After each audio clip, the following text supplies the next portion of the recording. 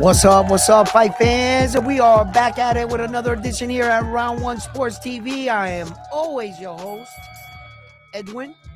Where do all fights start? Round one. You know where they start. Let me make sure I can hear all my sound effects correctly. We have a lot to talk about. Anything on your mind you want to talk related to boxing? Today's the day. Today's the day. I'm gonna have my co-host Frontline come on, read some chats as I go on the show, and keep you engaged, intertuned in the boxing world. So don't forget to hit that like button if you haven't already. Subscribe to the channel, and let's get right up into this episode right here. Let's go.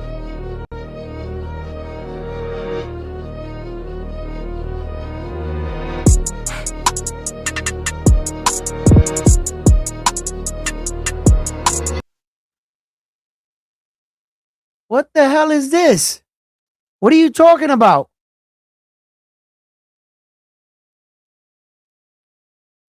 What? Whoa. Put that back up there. What? Mars 1.6 says Terrence Crawford just retired. Salute round one. You dropping a bombshell on me right now. Hold on. Stop. Slow down. Hold on. I got a little echo here. I don't know where it came from, but I hope we fix that right there. What's going on? What? Bud Crawford retired? Didn't he just sign to fight Saul Canelo Alvarez allegedly in Ringside Magazine? They were just reporting it a few days ago. And I saw it and I was just like, all right, we were about to shoot the rematch. What you mean Terrence Crawford retired? Hold up, I gotta look this up. I'm currently watching right now this Jake Paul warm-up with the individuals coming out, showing what they look like. I saw Johnson, the girl fighter. She was warming up. There's another individual in the ring right now. But yeah, that's big, bro. Like, what the hell is going on? What's up, Frontline? Yo, Thought you Frontline, forgot. do I thought you forgot about me. nah, I ain't forgot about you, brother. Hey, yo, can you introduce our guests and read off some of them chats right now? I You take in some of this. got you. You already read off Mars 6-1. We Yep. got Flexing and Stebbins said he retired. Check his video round one. What's the topic? Yes, he retired. Flexing and Stebbins said he's done. I thought you seen the video. LOL. What's the topic? Says like 20 minutes ago. Thought you had the news. Mm. Bull Rider. Who remembers Tuesday night fight at the Blue Horizon? Suckers watch out. Says salute champ. That's all we got right now. Wow. Listen, ironically, I posted a message on his retirement, not realizing it was him announcing his retirement. He's in the ring and he has all the belts on the floor and he put it on social media, right?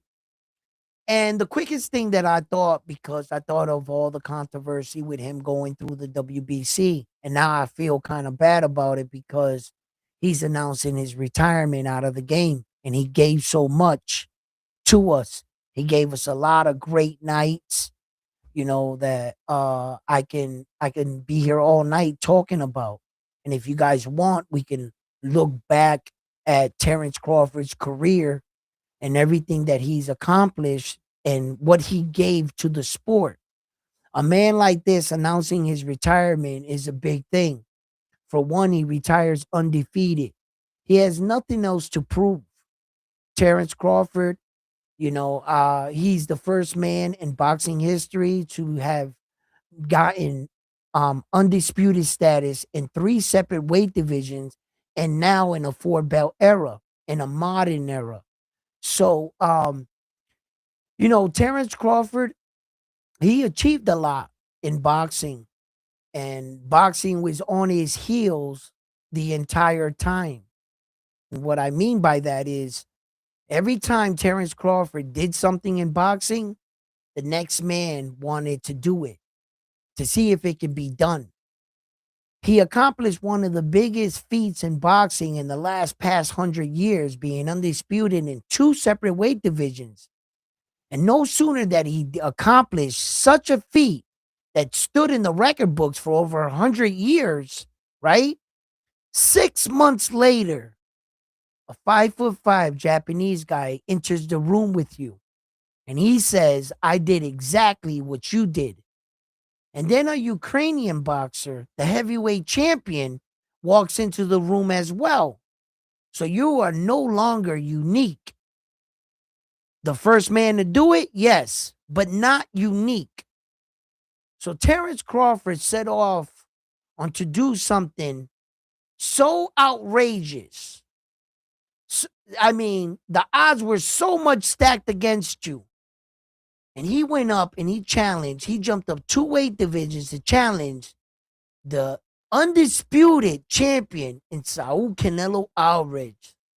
We all know who that man is.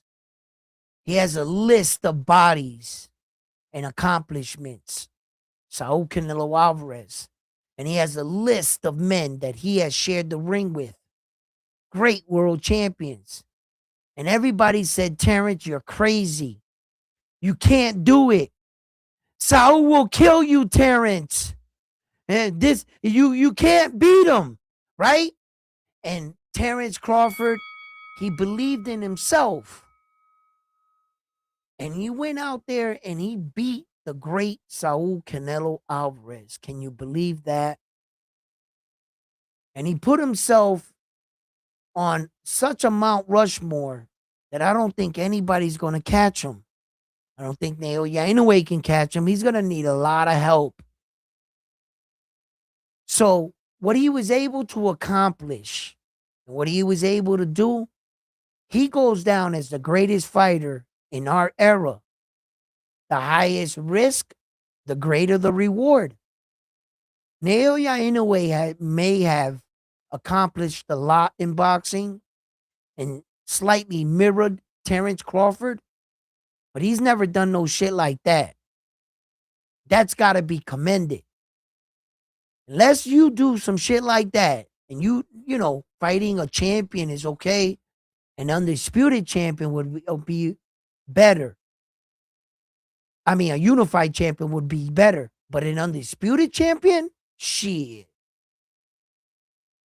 Then you got to get that guy to give you the opportunity to come up and to fight him. This was a massive fight on a big scale. So Terrence, for me to you, like, thank you for all the years, all the fights. I remember that Errol Spence Jr. fight. I remember that very well. And the lessons that you taught a lot of these young men and women coming up in boxing and everything that you give back to the sport of boxing. Terrence Crawford, if you're really calling it quits and you're hanging it up, man, listen, you did it. You fucking did it, bro. You did it. You beat them all. And not one of them can say they beat you. You walked away on top, and I hope you stay retired. I hope you learn from one of the great ones to protect everything that you built. And don't come back late in your 40s thinking you're Nonito Donaire that's about to fight at 43 for a world title. This man is off the hook, right? And like, protect your legacy. Protect your legacy. You have nothing else to prove. And if you walk away now, you walk away a winner. You know, they just want to see you lose, in my opinion.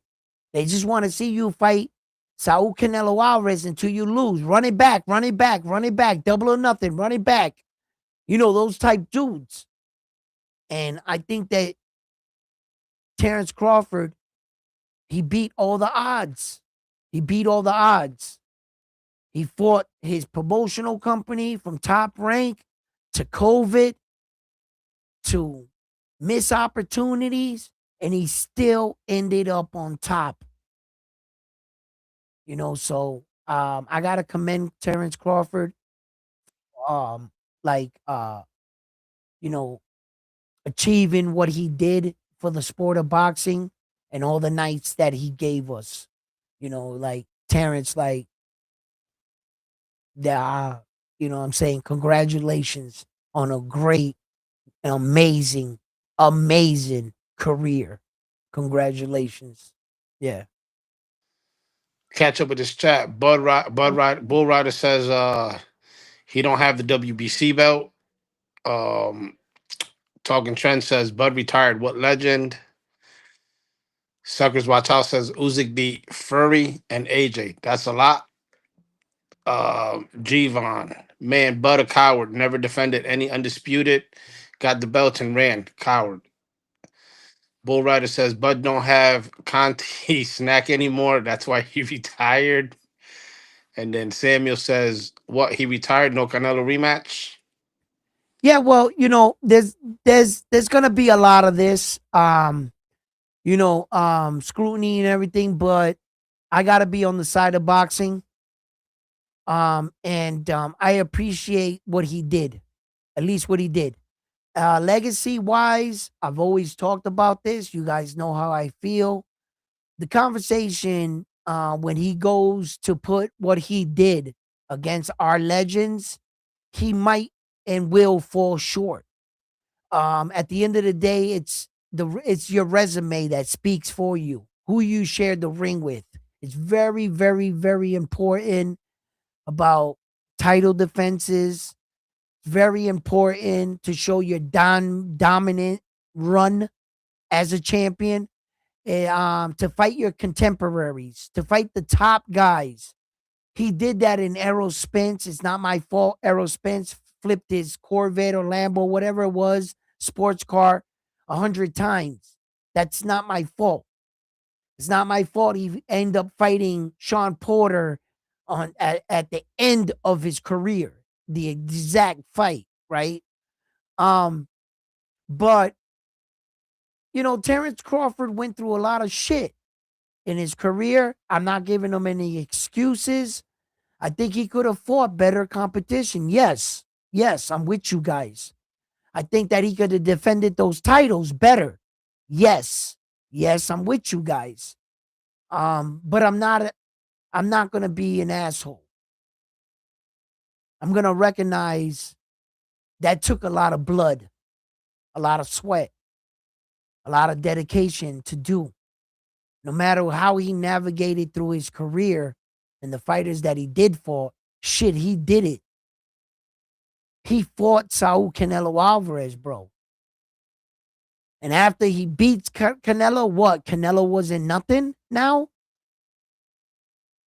So if I can give him at least that and the way he did it, now the fact that he got stripped from the WBC is not going to taint the record books. The WBC fucked up. They allowed the fight to carry on and they sanctioned it. Once they sanctioned the fight, he would have to take him to court. And Mauricio's not going to do that. And because of that, now if Terrence bows down gracefully and he retires, you're going to have to give him credit for that. He stays in the game. They fight him.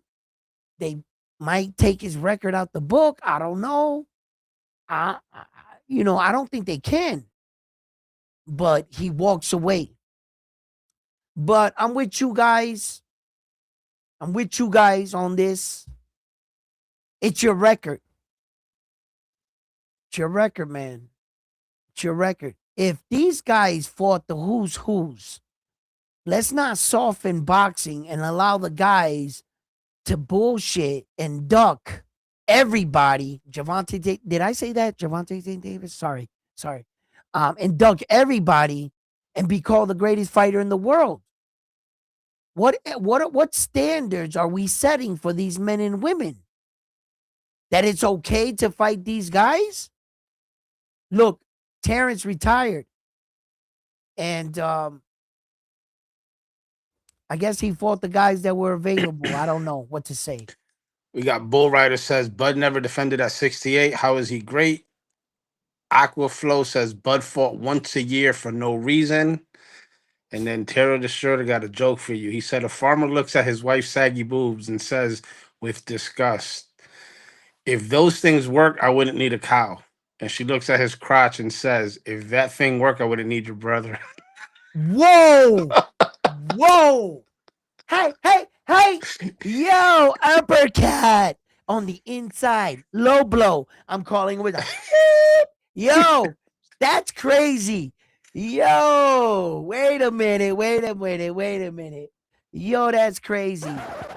That is crazy. Listen, but I get it. I get it. I get it.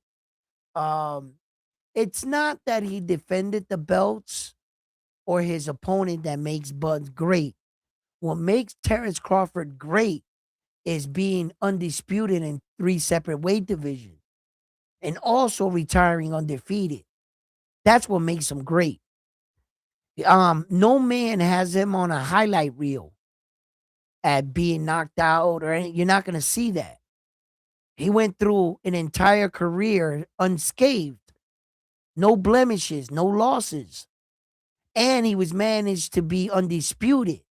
So I'm not talking about Bud great or legendary in the sense of the way you view your great legendary fighters. No, he can't get in the room like that. Bud got in the room another way. He came in through another door. He did shit that he's unique. He's the only human in boxing history that stands alone with that record. The only one. And when you can say something like that, you're unique. You can't ignore that. He's not great by the standards of fighting 23 world champions like Floyd. No. But he does have 5 weight divisions. He ties Floyd, the great. So with 5 weight division, 3 division, undisputed champion, the only man to have that record, he gets in the room. Now, he's not going to get too far, but he's there, and you got to acknowledge him. You have to. He's got a record that no one else has. And in some people's eyes, he's like on some fucking Mount Rushmore. He's really not, but yeah. You break down fucking Floyd's record, bro, and you're just in awe with the names. You know fucking the majority of those fighters. Like out of Yeah, Floyd but 50-0, but check this out. Check this out. Out of Floyd Mayweather's career, just in case anybody wants to come up and argue that Floyd was like boring or something, or he was this and that, let's just break it down. He has 50 fights undefeated. Out of his entire career, there's about, let's say, 25% of that, of the first start, were like just these regular fights. Okay. So let's start there. The other 25%, and mind you, he led those all by knockout, a lot of them. He had majority of those first 25 fights were knockouts because Floyd was vicious back then. Okay. yeah, but you're talking about Pretty Boy. You're not Okay. talking about Money Okay. Way. Okay. I'm going to get there.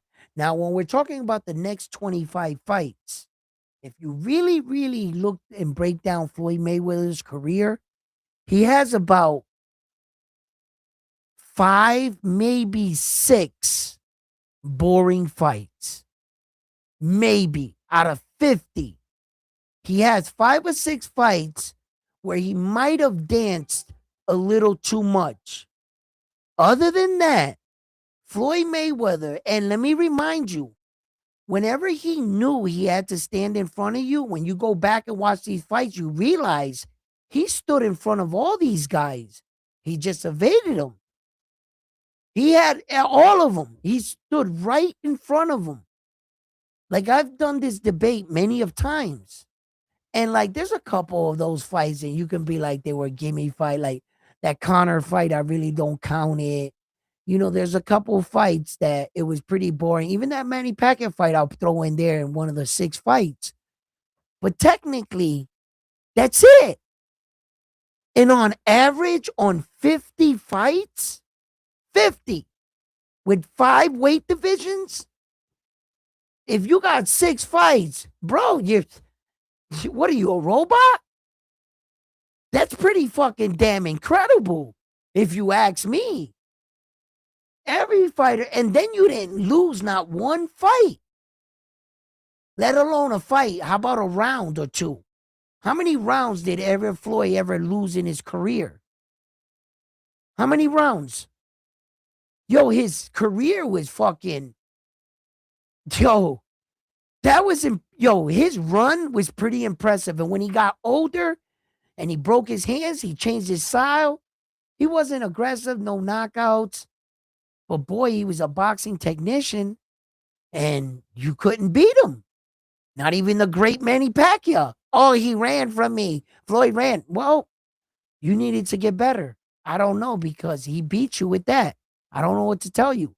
And I consider that one of Floyd's boring fights, the Manny Pacquiao fight. But damn it, 6 fights, if that, out of your entire, like, wow, like, I sit here and I just be like, people are not impressed. They're not. They like expect Superman. Like, who are you comparing Floyd to? Who did it better than that? Like, who? What human in the world? Like, we need to lower our expectations on some of these guys because we're being so harsh. But and then when you think about it and you say, well, then who did it better than him if I'm being hard on him? That was the best.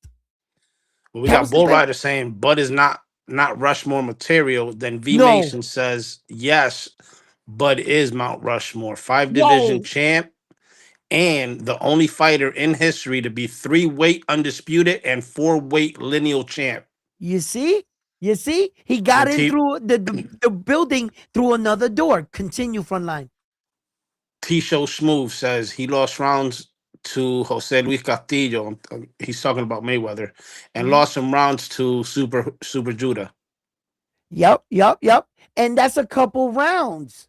That is a couple rounds. Like, you gotta like really like find, and that's what I mean. Just think about what you're saying.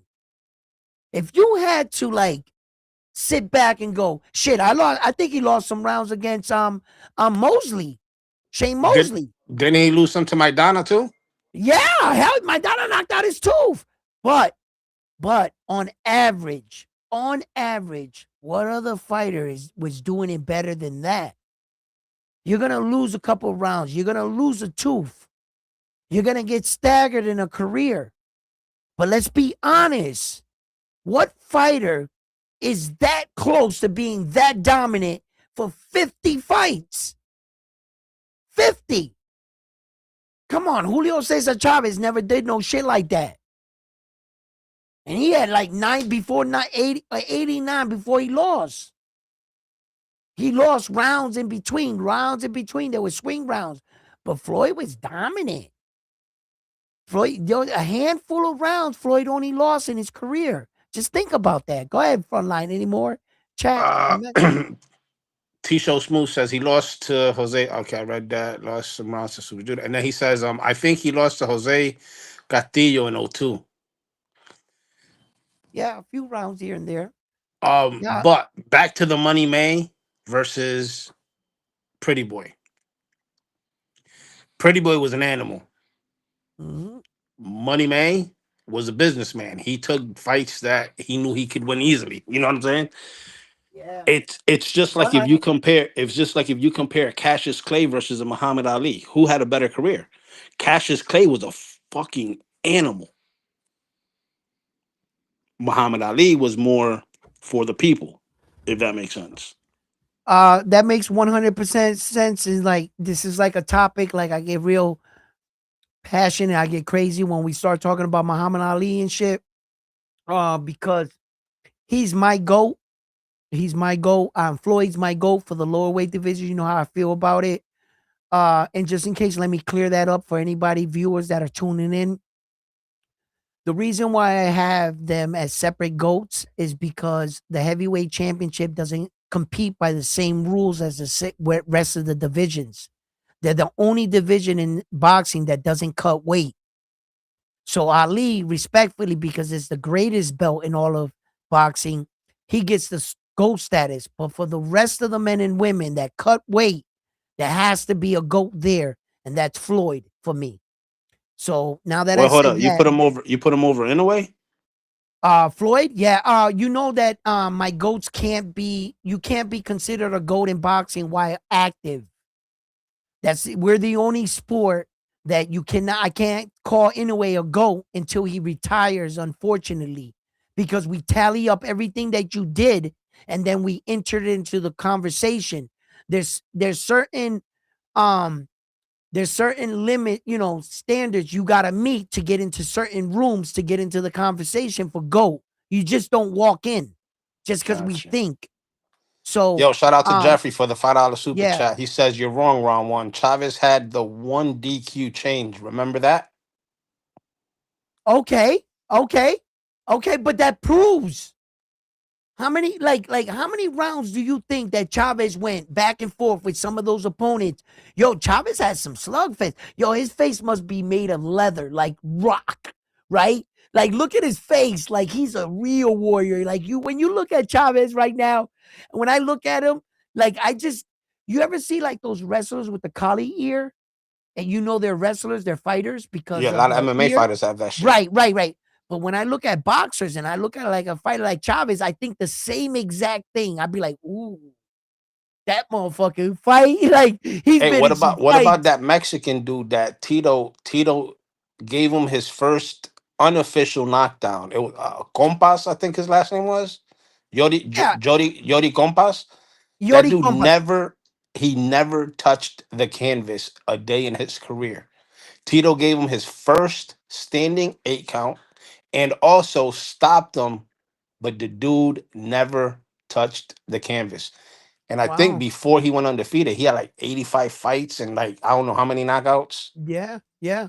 I mean, look, there's a lot of things that are going on right now in the boxing world, and you bring in up a Puerto Rican fighter, which makes me think of Amanda Serrano and her opponent Cruz being taken out for testing positive for a banned substance.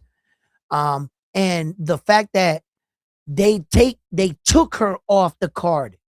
They didn't even wait to hear like results or let her fight her case to see if the fight can continue. I think, and the fact they didn't release her levels, Cruz's levels, was alarming a little. But the way they try to do away with that was, look, we took her off the card. You don't have to worry about her no more. Don't worry about her. I And think it's because it's a feminine boxer, and because Jake Paul's female trying to boxer. bring up the whole female boxing type thing, he doesn't want it to get tarnished. You know what I'm saying? In that type of way, he doesn't want that attention. That's why he probably took her off You think he completely off the just took card. her completely off because of that? Okay, Yeah, think about it. there's Has another anybody opinion. talked There's about it another. since? Not a lot of people. No, no, Exactly. no. They're just You know, moving on with the show. They don't want to. You know what I'm saying? This ain't Subriel right? Matias with a .085. No, and they went on a fucking tyrant on them. Yeah, You know what I mean? And they yeah. want to call them all kinds of names, and they made hundreds of thousands of freaking videos. I can imagine everybody, but this girl test is positive, and it's move on to the next. Don't Nothing to see here. Nothing to Je- see here. Jeffrey with another super chat. $2 super chat says excellent co-host round one. Moving up. Let's go. That's what's up. That's what's up. Yo. You know how I get with the Marlon logging, Jeffrey, and I don't got so I got to keep the show moving along. And don't forget to hit that thumbs up button. Um, and the title of the show today is What's on Your Mind? What's on your mind? What do you want to see? What are the next fights that you want to see? And who do you want to see into the ring? Devin Haney's in the news lately, coming out once again. Tank Davis, his name is being thrown around. People are going to car dealerships and shit, making videos. Shit's getting out of control, right? With Devin and shit. He's got like a list, Rolly, coming out blatantly saying, I'm not fighting Devin. So that unification, I guess, and we got a lot of big fights coming up right now. We got the Jake Paul fight, And we also got Nonito Donaire. Shouts out to Nonito Donaire, man. Listen, Hey, shouts this out to Jeffrey with another $2 super chat. He says y'all mentioned very well. thank you, thank you, thank you. Absolutely. This is Yeah, my let's dude talk right about here. Nonito. Let's talk Noni about it. 43 Oh, years old. wow. Wow. I'm in awe. I am truly in awe with Nonito Donaire. And it's like he's having 3 boxing careers in one career. Now, this is a man that shocked the world by beating D'Artagnan. And he came into there a young fighter, and the legend was born of Nonito Donaire. He entered the World Series of Boxing. He came up short in an epic, legendary match with the one and only Naoya, the monster Inoue, where he fractured Naoya's inner orbitable bone in the fight and broke his nose and fought to a razor close thin decision. In the second time, he didn't come up too good in that fight. He was knocked out in that fight in the second round. But Nonito Donaire has shown time and time again. Listen, when he lost to Naoya Inoue the first time in the World Series of Boxing, they said the man was done. He was finished, right? Okay. Nonito Donaire, by the way, has a record, I believe, of 43 fights, uh, 28 by knockout. He has 8 losses, and he's been knocked out twice in his career, right? He's a Filipino fighter. He's 5'7". He has a 68-inch arm reach. Now, Nonito Donaire needs no introduction in the fighting world. He's a very accomplished fighter. Um, but what he's doing now at that ripe age, the young age of 43, it has to be commended. He has won the fights to put himself in position to fight this Japanese fighter. And I think that if he pulls this off, let me listen, let me be the first to say this. If he pulls this off, man, like really like um I would be in awe And he's not at fighting a slouch either. no His his opponent's what, 12-0 with 3 draws, I think, and like 8 knockouts out of the 12, if I'm not mistaken. yeah, he has 8 knockouts. He's 12-8 right now. Um, this Japanese fighter, I don't want to ruin his name. I was trying to stop him saying it, but I'm gonna try to my best.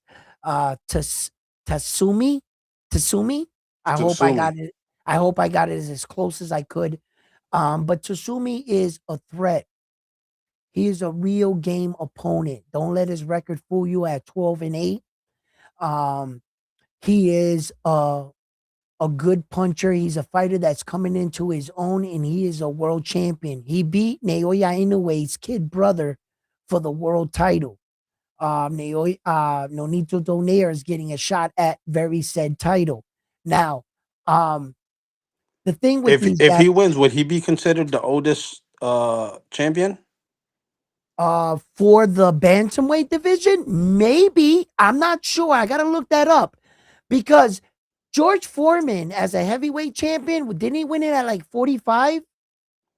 Right? I think so. But no, Yeah, when he I'm talking about for his weight class. He'll be the for weight oldest he champion in with history, Janelle. right? Now that's a good question. That's a good question. Would he be the oldest champion at that weight division to be a champion? Now, While um, you get your thoughts together, shout out to Joel Vasquez. He says, I want to see Calazo unify the belts. He needs 2 more. Renee fighting on the same card as Nonito Donaire for the unification as well. mm, René you're talking about Chulo Santiago? Santiago. Oh, yeah, René Santiago. Chulo Santiago. Yep. Yes, he's fighting on the card. He's also fighting Takemi. Ese mismo. Yeah, that guy. He's fighting him. Now, that is a big fight. Now, I was gonna get down to that fight right there. I'm glad you brought it up. I'm nervous for Puerto Rico.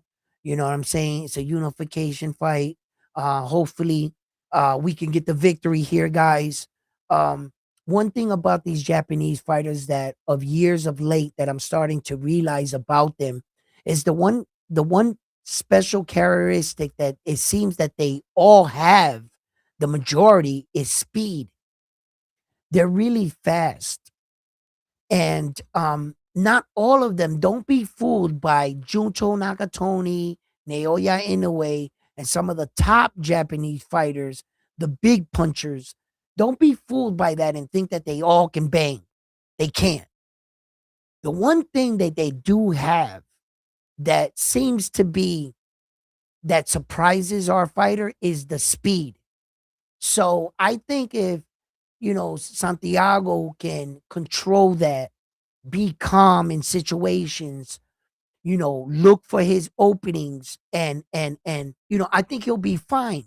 This is a big fight for Puerto Rico, although many people might not be aware of it. I want you guys to be aware of it. So this is another step, in the direction of Puerto Rico one day becoming undisputed.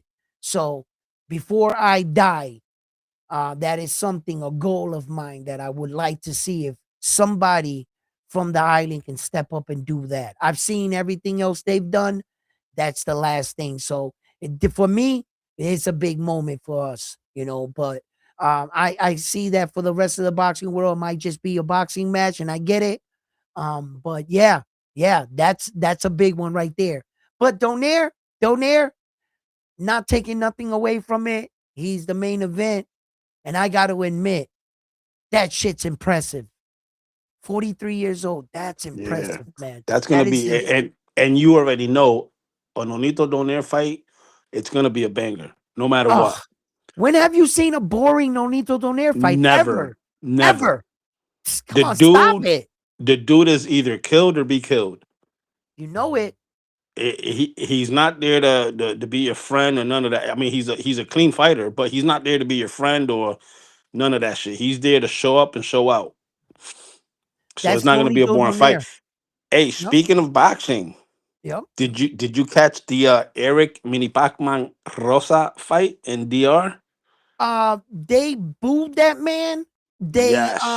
when they went to give him the belt, the They felt guy that and his his own father. people felt that he didn't deserve that shit. Oh my God, that was so embarrassing. Yo, he actually thought for a second that the cheers that they were cheering were for him when he was receiving the belt.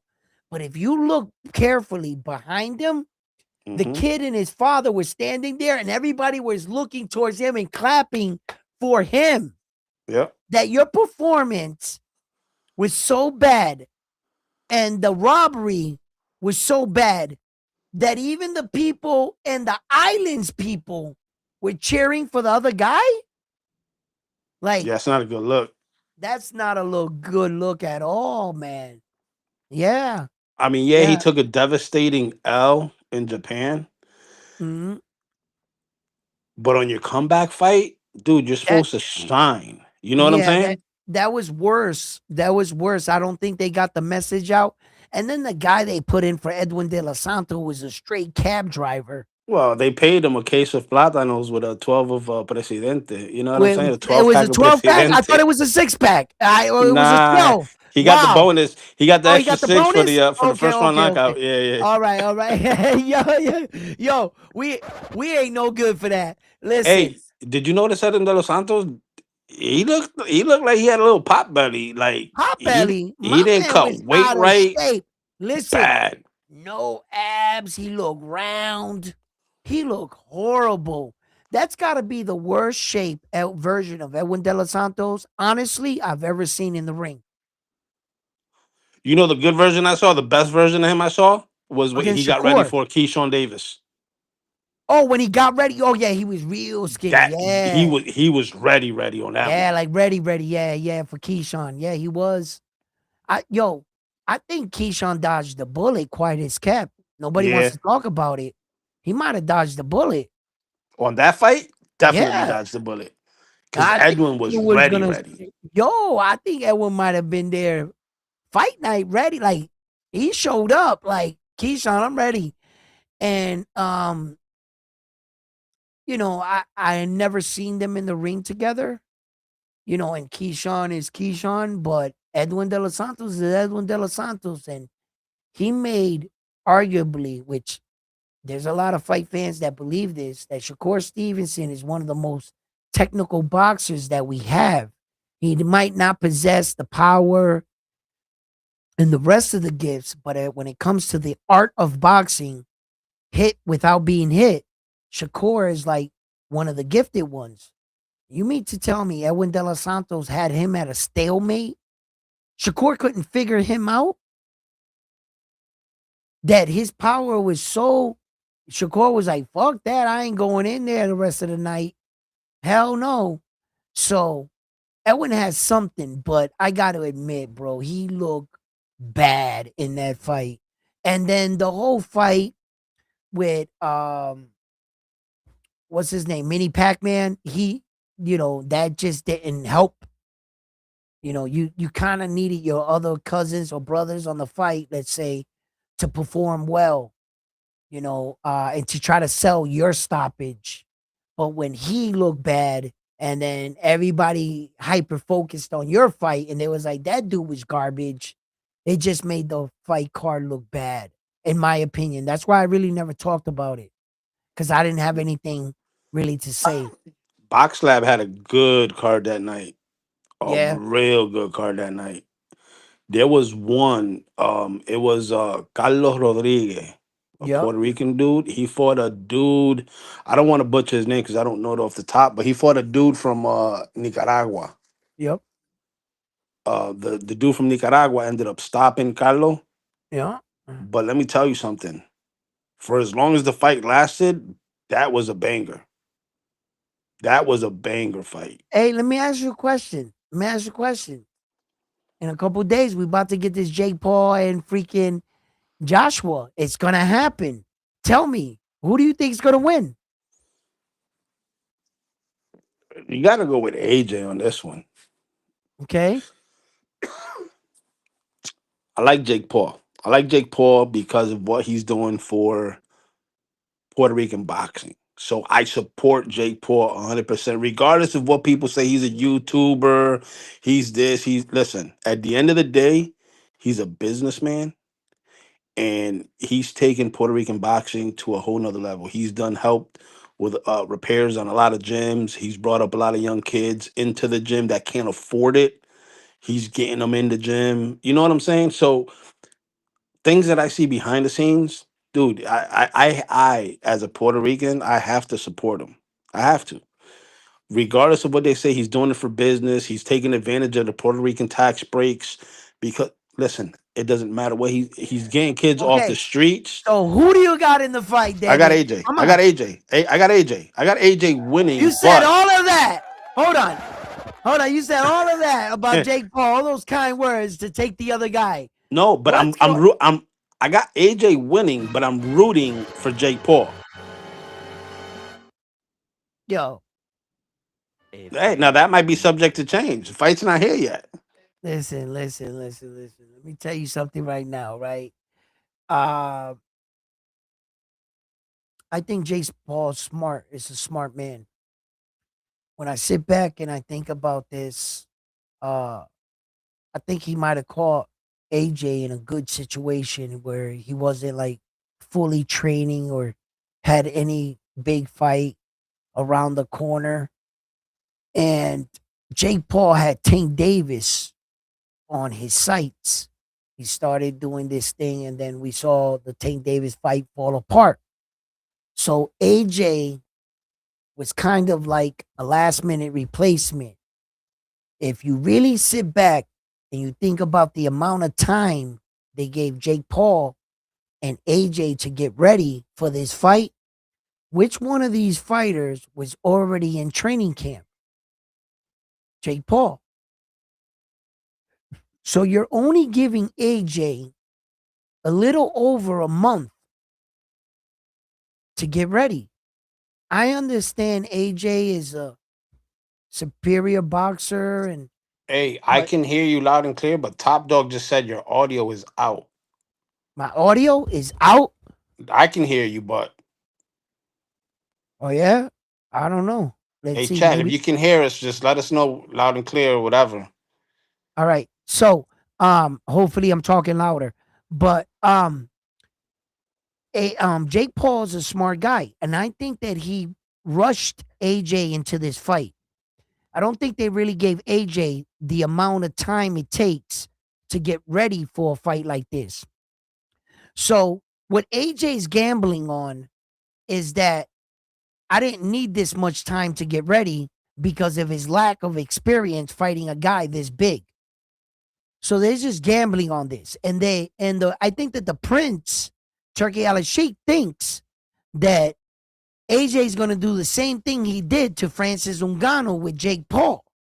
But I got to admit, Jake Paul has become more seasoned than Francis Ngannou.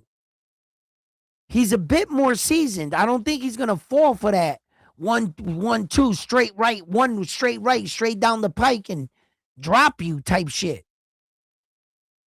I don't think he's going to go for that. So, it's an interesting fight, but the reason why I bring up this Jake Paul and Anthony Joshua fight, the Las Vegas odds and the numbers for this fight, they're fucking good. And I'm thinking about putting some money on Jake Paul because for a long shot, if he pulls this off and wins, like, you guys know I don't gamble, but when sometimes it's worth it, like that one long shot. I go into the fight thinking I'm gonna lose that money anyway. I'm not, because it's a long shot. That's why you get amazing odds, because the odds of him winning the fight. What are the odds, anyways? I don't. Hey, Edwin, question. Yeah, What's your favorite bird? my favorite. What? Baby, what's my what? Say that. Yes. Okay. But that's not what I was saying. He was saying he.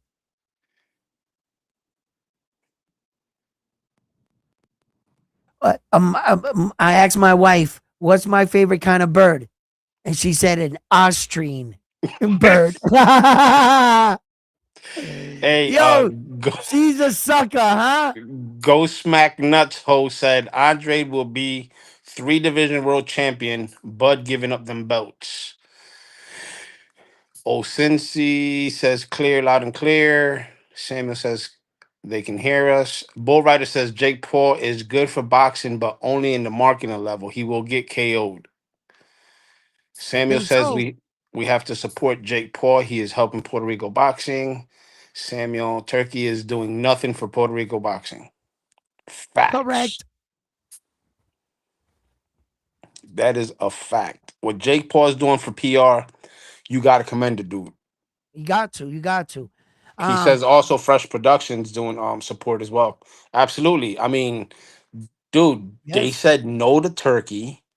They didn't fucking bow down to him. They snatched the purse bid away from him. Yeah, they're a little salty because a small Puerto Rican promotional company took a bid away from them that could have been a lot bigger fight card, if you Okay. will. But Okay.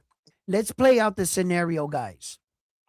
And I'm gonna have to say the word hypothetical because I don't know all the details. Somebody will try to come back and kill me on a small detail. So let's just say, let's just walk this down. Once upon a time, Sabrina Matias beat Alberto Puello in New York City, enters Turkey Al Sheikh and Dalton Smith. He wants Puello to take step aside money and let him to fight the WBC #1 mandatory rather than what's in a contract with Alberto Puello. So Turkey had his eyesight set on this fight being on one of the fights on the card on the Monster Benavides versus Anthony Yard. Okay. What he does is he sends Ed Hearn out to take care of it for him. Buy the fight, get me the fighters, report back to me. Ed Hearn went down and he must have thought that y Fresh la Production cagó. and these Puerto Rican dudes didn't have no money. And he tried to get the Dalton Smith fight and Subriel Matias fight for the low. And they rejected the offer.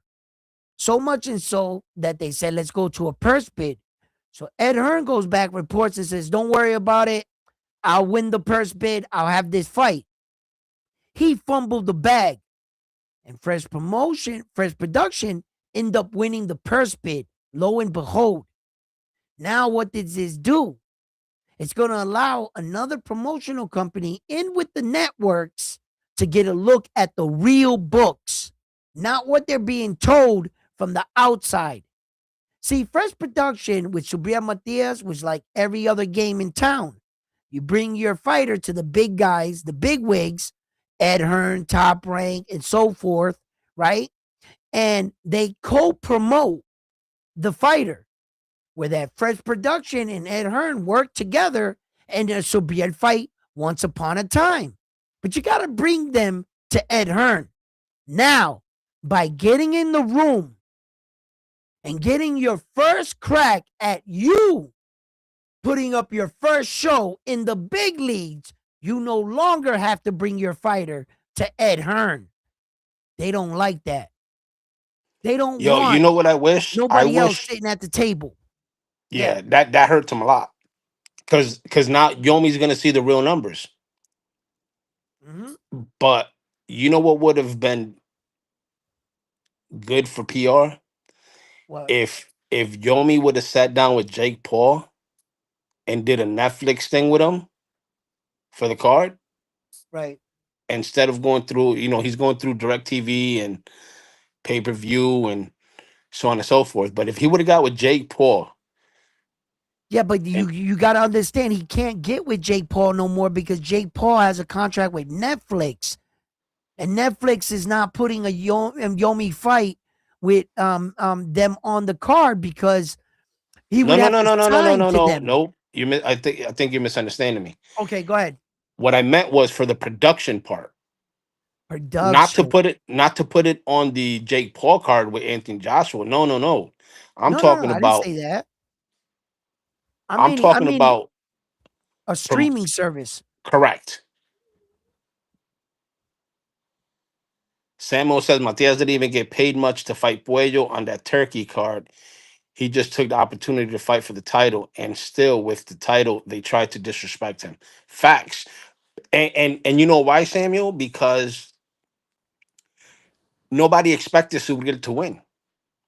That whole Dalton Smith. You guys are gonna bring me back to the night, and you guys are gonna bring me back to a memory that I don't really want to fucking bring up, but I think it was very important. And the memory of me being there and watching the fight live. I saw Subriel Matias beat Dalton Smith. And the one thing I always talk about, what do I talk about frontline here the most? What do I want to see after a fight? I want to see his accomplishment. I want to see the world champion take the freaking belt. Thank God. Thank his team. Thank His all the people family, the that got him there, his fans. Yep. family, everything. I want to hear his speech, damn it. I want to hear his hard work. And Turkey Al-Sheikh stepped in the ring and stole that from Subriel Matias. He Yep. didn't allow him even to speak. And he just put Dalton Smith right in his face. And he interrupted a moment that Subriel Matias worked for. Okay? He was entitled to it. That Turkey needed to understand he's not bigger than boxing. And don't just interrupt the night when a man is being awarded a world title and what it took blood, sweat, and tears to win. And he just Facts. came in and here's Dalton Smith right in his face. And But you know what the problem with that whole scenario was? Is that nobody expected Subriel to win. I don't care. I don't They care. But wanted, you needed to acknowledge him as a no, champion. Let him have his moment. you're right. You're 100% right. He couldn't say thank you. He could even thank Turkey for giving him the opportunity to fight on the card. Because Turkey just ran up there with Dalton and cut the interview off, cut everything off, and put Dalton right in front of his face. That was just like you listen. We go through so much in these gyms, man. And they it's an amateur career, a pro, your ups, your downs, and you have your fucking moment and you win, bro. And this motherfucker just walks in the ring and yo, hey, I want you to fight Dalton Smith right now. I'm gonna do a face off, bro. You didn't even give me my. Can I thank God? Can I thank my wife, my kids? Can I thank my team, my coach? Can I thank my opponent? Yo, Alberto The Puello, thank you for fans, giving me the opportunity. Can the I thank fans the that fans paid. Yeah, that paid to exactly. see the money to watch me become champion? Yo, it was just despicable. And you guys are bringing me back to a moment that I fucking cringed. I cringed in the fucking stands, man. I was like, what the fuck? What is this?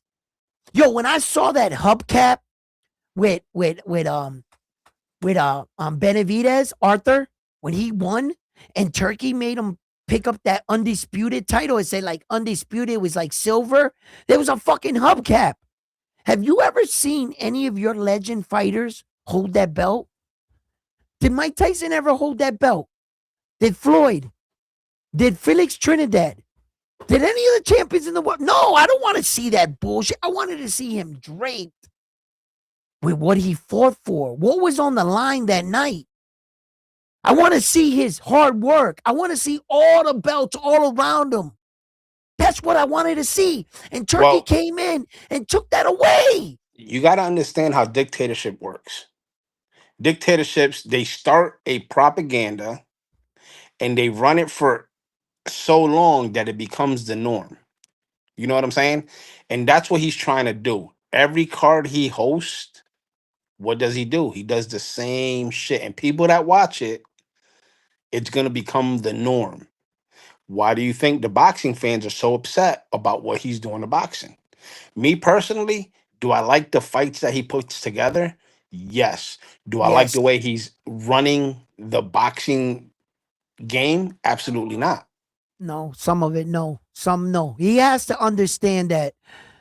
I think that he might been rich too long, where that sometimes I've met real wealthy men that there's certain things they don't understand, and the word no is one of them.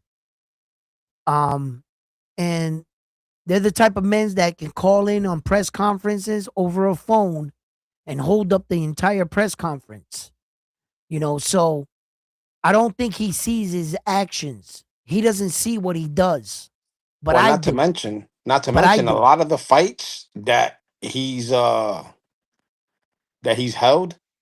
how many of them has had controversial wins or controversial decisions that makes it seem like, you know what I'm saying? It's not like other boxing Yeah. events, like, a Well, PBC card or top rank card or even no, a it matchroom. is. It is. It is. It is exactly like that front line though. No, no, Um, no. It is, but it's not as bluntly obvious like it is on a turkey card. I can't say that. At least I that's what I can't co-sign noticed. that. Yeah, I can't co-sign that because I remember a top rank card with But you getting O'Shaughnessy turkey money Foster. too? No. I remember a top rank card with O'Shaughnessy Foster and Conceiao. Okay. And O'Shaughnessy Foster got robbed that night in the O'Shaughnessy Foster Conceiao one fight, not the two. Okay. So I've seen bullshit happen on other cards. And I've seen that throughout the years. So I can't say that Turkey's cards are any different than anything that I'm not accustomed to. I can't co-sign that. But what I can't co-sign is his actions. Meaning there has been times where he got up, put his hands on the ring, walked to a corner, and that's just rich guy shit. That's a guy that controls the entire event and can do whatever the hell he wants. And it can be misconstrued as him giving signals or signs. But I want you to know this. The one thing I do like about a Turkey Al Sheikh event is that he controls the entire event, both sides. It's not like Top Rank is going against the PBC or Matchroom or anything like that. It's nothing like that. He owns everything. So if he was to sabotage the event or make the other guy win, he would only be shooting himself in the foot. He owns all the fighters. He's paying all the fighters. So he would be betting against himself. So if you want to think the theory, he's building up a fighter. If we go down that conspiracy theory and say, well, then he's rigging these fights and he's building a fighter, then why is it that all his fighters, the majority of them, lose? Everybody he had in the fight, he had Tyson Fury, he had Deontay Wilder, and the list goes on. They all lost. Even Hamza Shari lost against Carlos Adames. It was a draw, but he didn't get his way. So if he was actually rigging these fights, Saul Canelo Alvarez would have won against Terrence. Terrence would have never did that on the scorecards. He would have made it so Saul won. So I don't really buy into that he's like rigging the fights. I think that a lot of bullshit happens in his fights, like every other fight. But the thing that I don't like is that he's turning us against each other. And I'm starting to notice it. I'm starting to notice that he's destroying boxing within. Because in order to destroy something, in order to rebuild something, you must destroy what was owed. You got to start over. There's no way you can just come and just build while the other one's coexisting. You have to understand that. So what he needs to do actually is destroy boxing from within. Have the top guys say the belts ain't shit. Have them disrespect the main trophy they're supposed to be fighting for. And if you can do away with that and crush boxing, you can build your TKO league where they left off. And then do away with the Muhammad Ali Act and have a bunch of boxers as slaves. Boxing for minimum wage. See, the Muhammad Ali Act at least allows the boxer to know at least the number the boxing promoter knows. And it protects you from that. Without the Ali Act, they can tell you whatever they want. They can give you whatever they want, just like in the UFC. In the UFC, the standard is Dana White gets, 84%, and the fighters get 17% of the purse. That's how it's always been. That's no secret. So Dana White pockets over 80% of what these men and women go in the gym and fight blood, sweat, and tears, and they get a measly 17%. Yeah, but when it comes to that, it's a business for Dana, right? But I blame the fighters on that. No, For they didn't know. They wanted to be a part of something. okay, but wanna they be can famous. they can pull out whenever they want. Yeah, but it's not like that. It's not like that. Like, okay, see, Dana White knows something, right? He understands business. He's a snake, but he understands business. He understands that he gives you a platform and the world stage and the visibility worldwide to people to know your name. The sponsorships, the doors that are open for you, and the money that you'll get off of just fighting in the UFC, he sees it like a waiter waiting, being a waiter at his high-end restaurant, making tips up to $100 a tip. So he's like, you're good. I've provided that for you. I got this high-end restaurant. You make up to $1,000, $1,500 a night on tips. Be good with that. That's how he's treating his fighters. Dana White. That's exactly how he's treating his fighters. Now, when you got fighters in boxing, that can negotiate. Without the Ali Act, there's no negotiation. It's either you take what we give you or not. Go somewhere else. That's what it's going to become. It's going to become slave wages. And let me tell you something. For the people, all the boxing fans that say to yourself, like Keyshawn Davis, I made a recording and I put it up. Keyshawn Davis talking about, I don't get these sanctioning bodies. We're paying 3% to feed these people's families because you made up a belt, and he smirks, right? And that's sounds like you almost said something, Keyshawn Davis. Almost. You were like that close, right?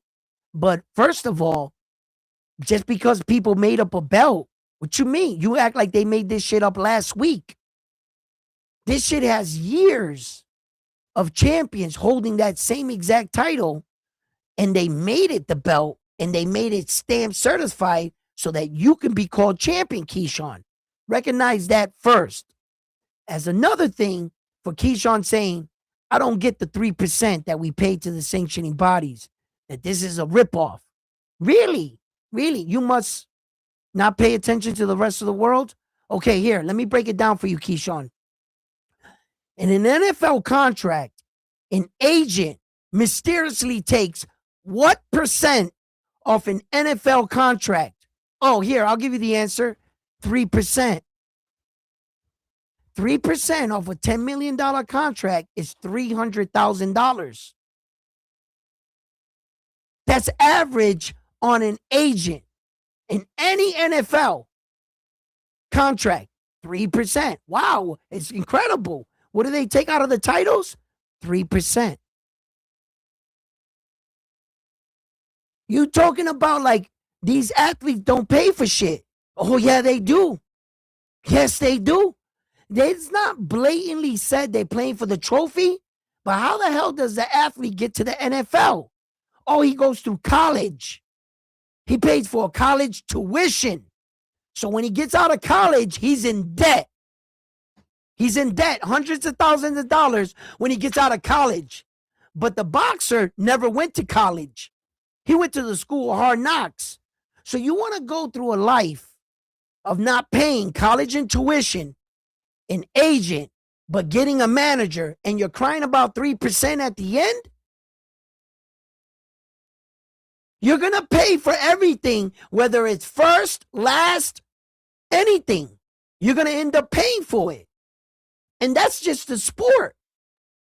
That's just sports.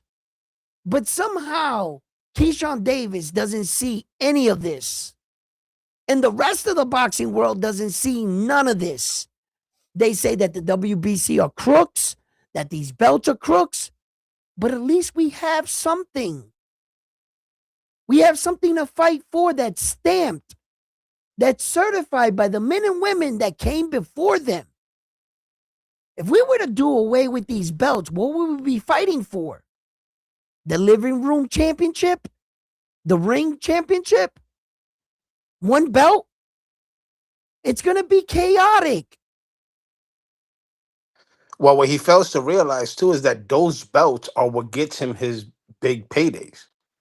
Yeah. And then 'Cause it- Terrence Crawford retires, puts all the belts down, right? And he says, hey, I don't want to pay sanctioning fees. The belts ain't shit. Well said from a man that has all those belts and that is accomplished and did some shits and went after the belts. Without the belts, Terrence Crawford isn't Terrence Crawford. Now, is he? Take away all those belts from Terrence Crawford. Who is he? Who is he? Well, perfect example is look at Tank. When Tank retires, what's he gonna known for? Nothing. A KO artist, yeah, but Yeah, that's it. But what did he accomplish though? In 8 years from the day Tank Davis retires, 8 years, no one's going to know who he is. His name, he's not going to the Hall of Fame. Tank's not going to the Hall of Fame not with that bullshit record that he got. He's not going to the Hall of Fame, so your name's not going to be cemented in immortality forever. For the rest of my life, my kids' life, my kids' life, they can buy a ticket, go to the Boxing Hall of Fame. They're going to see Terrence Crawford's picture and all his accomplishments on the wall with all the greats, with everybody else. What you will not see is Tank Davis on the wall. And in a short few years, they're going to be like, Tank who? Tank who? Did he get a lot of money in boxing? Yeah. Well, then tell him to buy a ticket to the Hall of Fame so that he can go watch real boxers on the wall. He got enough money to buy a ticket. But he's not going to be on the wall forever. For the rest of Terrence Crawford, man, listen, he can die 500 years later, whatever it is, it'll probably be super ultimate Google search, right? You just, Terrence Crawford, everything's going to come up on that man. It's going to say Hall of Famer, first man to do this, first man. Yo, in the Warriors that are coming up, that when the bar is set, the little kids that are looking up, they're saying to themselves, that's where the bar is set. If I ever want to be the best in the world, I got to beat him. That's the man right there. These are the kind of men that make these kind of records that make the young kids look up and say, I'm going to beat that record. What do you think? The next kid is going to come out and say, I want to be like Tank Davis. Like what? Like an average fighter? You want to be an average boxer? An average champion, I should say. How many title defenses does he have? Real title defenses? Come on, man. His whole shit is suspect. It's not going to be any kid that I look down to and say, hey, I want you to mirror this kid. I want you to do what he did in and out of boxing. Hell no. I'm going to tell him to run into car accidents, beat women, and run out on pregnant women while you crash them. No, that's not nothing I want a kid to look up to. No. Look up at Terrence Crawford. Look up at the fighters like Naoya Inoue. Look up fighters like that are disciplined, real champions. And Tank, unless he does something remarkable, he will never go down as that. Not in my eyes. I'm just not willing to sugarcoat it anymore. It is what it is. There's too many guys out here that are fucking sacrificing everything to get the notoriety and fighting the tough fights. We got Richard Hitchison about to fight Jermaine Ortiz, the technician, you know, and these guys are going to fight. And we just had Devin Haney fight against Brian Norman Jr., two young fighters in their prime.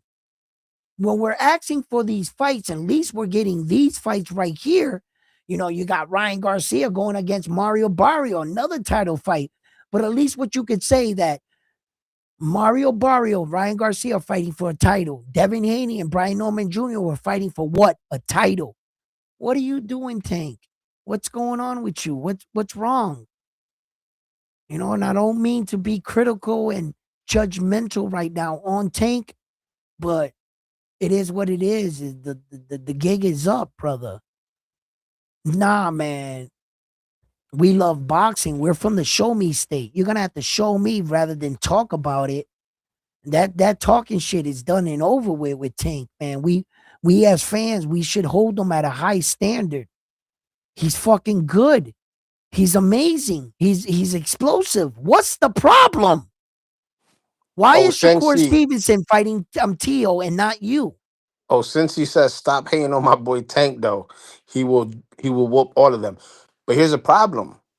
It's a possibility he could whoop all of them. But he's not taking these fights. He's not taking the chances. Listen. I can't go on no more what if.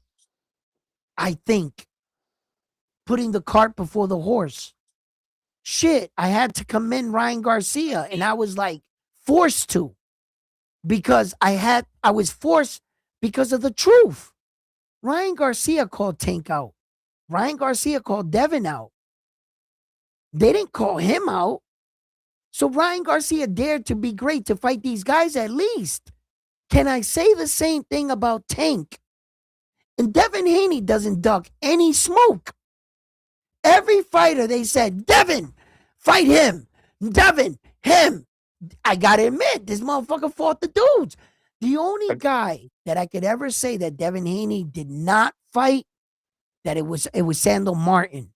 When he was like the champion and allegedly top rank, was the only person that bid it on his fight. He was disgusted, and he did away with the whole card. And Subriel Matias, he ducked him too because he said he called Peter Khan, and Peter Khan was not even part of the management team for Subriel.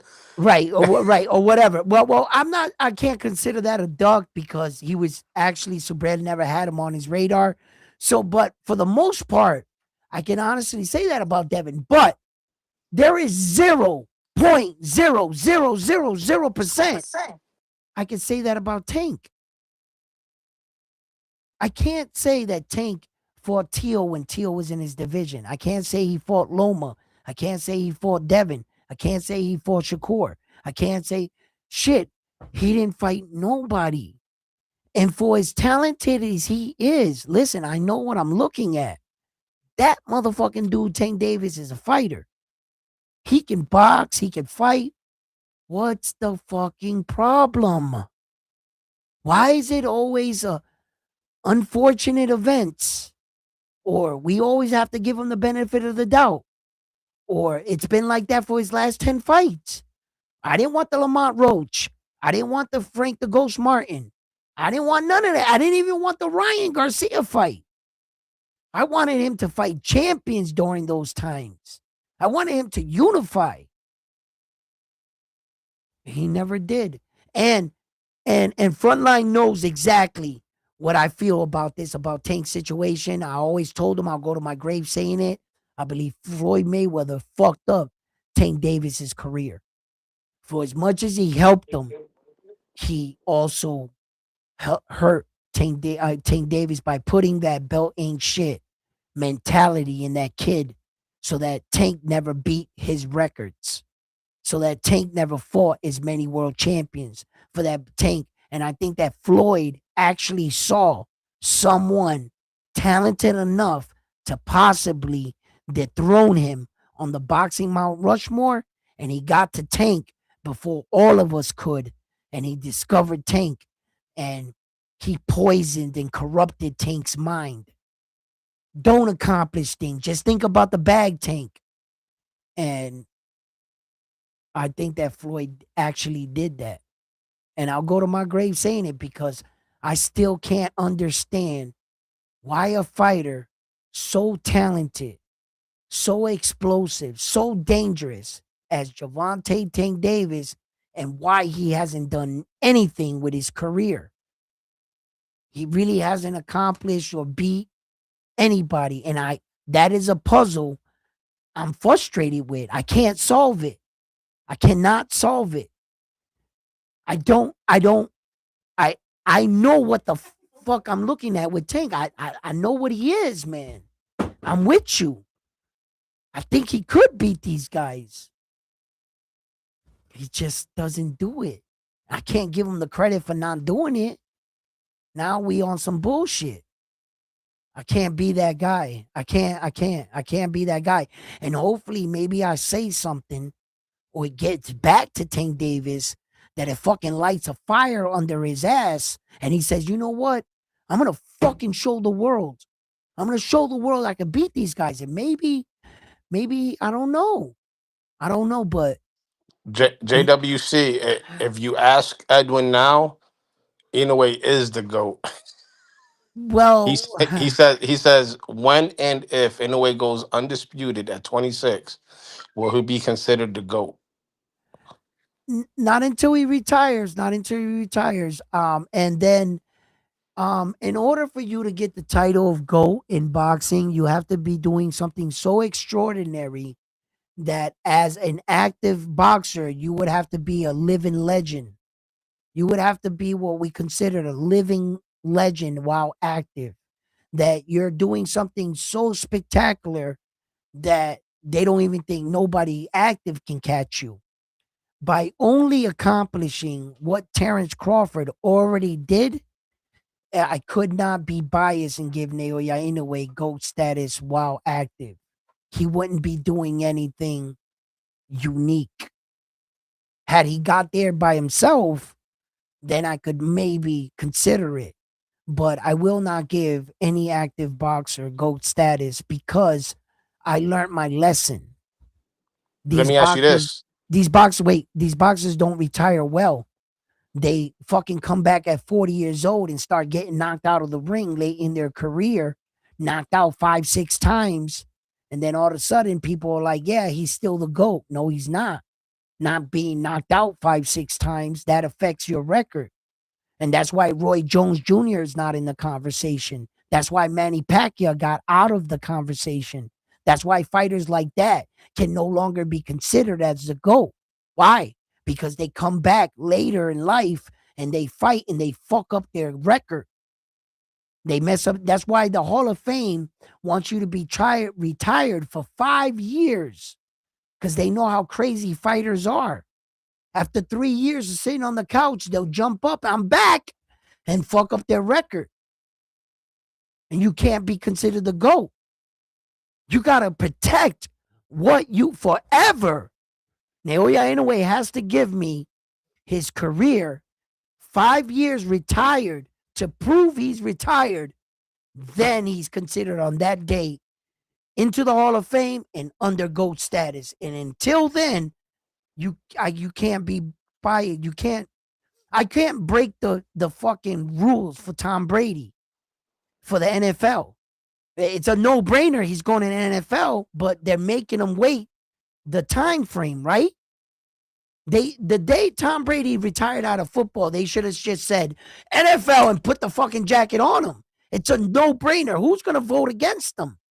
No, you'd be stupid, right? I know that he's going to the Hall of Fame, but he's got to go through the procedure. And you got to go through the procedure being called GOAT.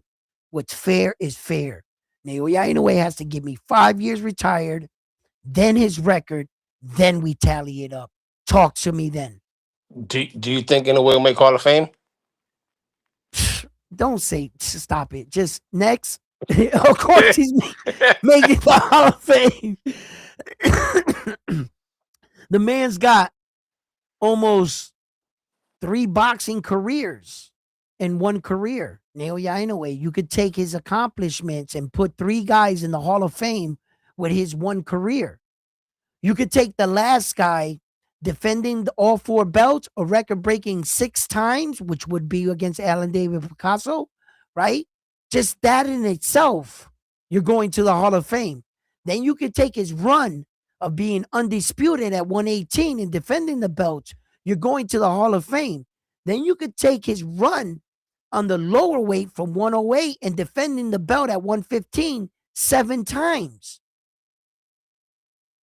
You're going, you know what I'm saying? So what he's doing is fucking bananas. It's bananas, but when it's all said and done, I hope he retires well. I hope he understands that he did what he had to do in the sport. He's not competing against anybody but himself, and walk away on top. Like Terrence Crawford is announcing every time Terrence Crawford takes a fight to get in the ring at this point, he's putting everything on the line. The undefeated record, everything. And you don't want to wait to be that guy to lose to say, I can't go out on a loss. Now I got to come back. Now I got to fight a cab driver. And what if you lose against that cab driver? Shit gets worse. There's fighters that been in that exact situation. Danny Garcia tried to come back and get one more and fought Lenari, and he got put to tears. Lara. You know what I'm saying? So these fighters, they don't want to go out like that. So what did Danny have to do? He had to put another fight together to show, I'm going out. And you see what happens? So by Terrence retiring on top, he's got to stay retired now. He's got to give me 5 years. He's got to get into the Hall of Fame. He's got to prove that he put boxing behind him. He's not going to come back on a crazy endeavor. And now we're talking about, what did you do? What did you? Well, a lot of these fighters come back due to financial, situations. That's not my problem. But again, that's the violin. We're busting out the violin. Right. No, they should have did better, financial with their finances. Judgments. Right. During their career. Right. But Manny Pacquiao, he's out of the GOAT talk. He lost to Mario Barrio his last fight. And you lost to the GOAT, Floyd. You're out. You're out. You're not in it. And there's a lot of fighters that could be when you say you're out, you mean out of the Hall of Fame? No, out of the GOAT conversation. Manny's not the GOAT. Dude, you can't. You got to give Pacquiao his credit. It doesn't matter. I give him his credit, his recognition, but he came up short. There's a better GOAT. And a matter of fact, he beat you. So you're not above Floyd. So he's not the GOAT. And you were in the same weight division in the same era as Floyd. So Bull Rider says anyway for the Uber driver and got knocked down. a Uber driver with a strong right hook, that motherfucker had a great check hook. You know what I'm saying? Like that Uber fighter can fucking bang, huh? So, but Roman Cardenas is actually fighting. On Pro Box. I think it's Wednesday. Is it? I think it's tomorrow on Pro Box. He has a 12-round fight against a Mexican, another Mexican. Yeah. And that fight is scheduled for Saturday, December 20. No, what? Wait. Isn't it the 18th? The 18th. What's the 18th? I'm always. Yeah, no, that's Thursday. I think it's Saturday the 20th, brother. Koki in the building. What's up, Koki? How you doing? Yeah, man. See if Koki want to hop up or anybody else want to hop up. Yeah, he just said link to the panel. Oh yeah. All right. Let me throw it on. There you go, Koki. I'm about to wrap up here anyway. But yeah, we could keep it going too. But yeah, that Cardenas is also fighting and shit. But you know, like I say, right? Oh, here's a curveball for you, Edwin. What's up? Who gets to undisputed first for Puerto Rico? Oscar Collazo or Rene Chulo Santiago? Because he's going for a unification in Japan. Yeah. Well, I tell you what. What's up, Koki? What's up, Koki? The reason why I'm gonna go with Oscar right off the rip, hands down, is because I just think that Oscar is a phenomenal talent. I've been really paying attention to his fighting style, and his power and everything. So, Ojo Santiago, good fighter. Not Ojo. Yeah, now yeah, Rene, right? Santiago, Rene.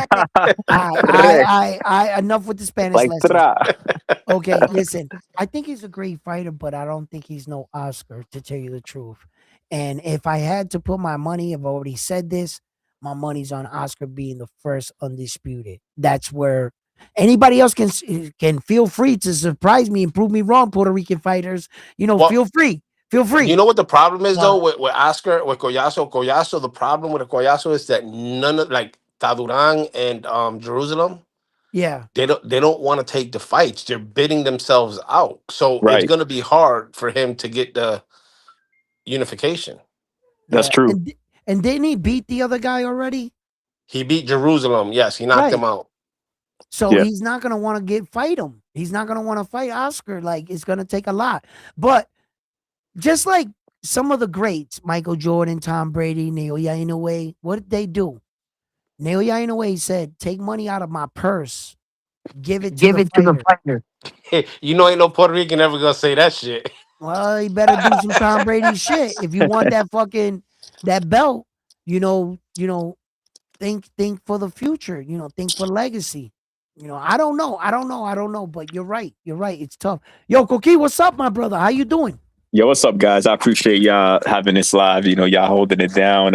Real quick. Because I was watching a few interviews, right? Not just from Matias, but also this guy, Paulie Malignaggi and Chris Algieri. And it's interesting how quick their demeanor changed, when these results came out. And also Matias posting videos, because you guys know Matias been very transparent. Matias been like an open book. It's not like he's hiding anything. So I think that's making it worse for them. But then on top of that, all this, like you mentioned, Edwin, earlier, you mentioned this on the other live. You said this is massive, and you too, Frontline, and everybody too, right? We all know this is a distraction to get Matias not focused on January 10th to defend his title. And, they're tight that Fresh Productions and Yomi and all these guys are holding this down in New York, in one of the biggest boxing markets in the world, right? So the thing is, like, I know Matias mentioned he's gonna there's gonna be something about lawsuits, right? Lawsuits taken out after the fight. Yep. And I noticed Paulie Malignaggi backtracked a bit on his recent interview on Pro Box. He was like, "Oh, I didn't know." So I think Chris Algieri got a frog in his throat because Chris Algieri is not as outspoken as he was the previous week, and not just him. Round one, guess who else? Nestor fucking Gibbs, who was talking a lot of shit. He was talking a lot of shit for 2 weeks.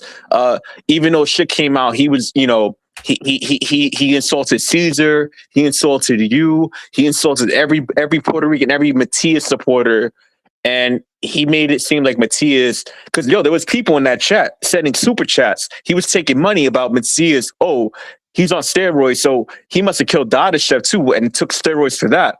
Even though Matias went through a whole ordeal. Remember that? Matias went through a whole mental thing where he couldn't be the same fighter after that. That affected him. So why would he take steroids for that in the first place? On top of that, he passed every drug test. But Ness, Chris Algieri, all these fucking people, I'm telling you, they're on the hot seat after January 10th. They better watch their mouth, man, because pa que tú lo sepa, we're not gonna be they're not gonna fuck with our brand, Puerto Rican boxing. We run this shit. You know what I'm saying? Like, Puerto Rican boxing been a market.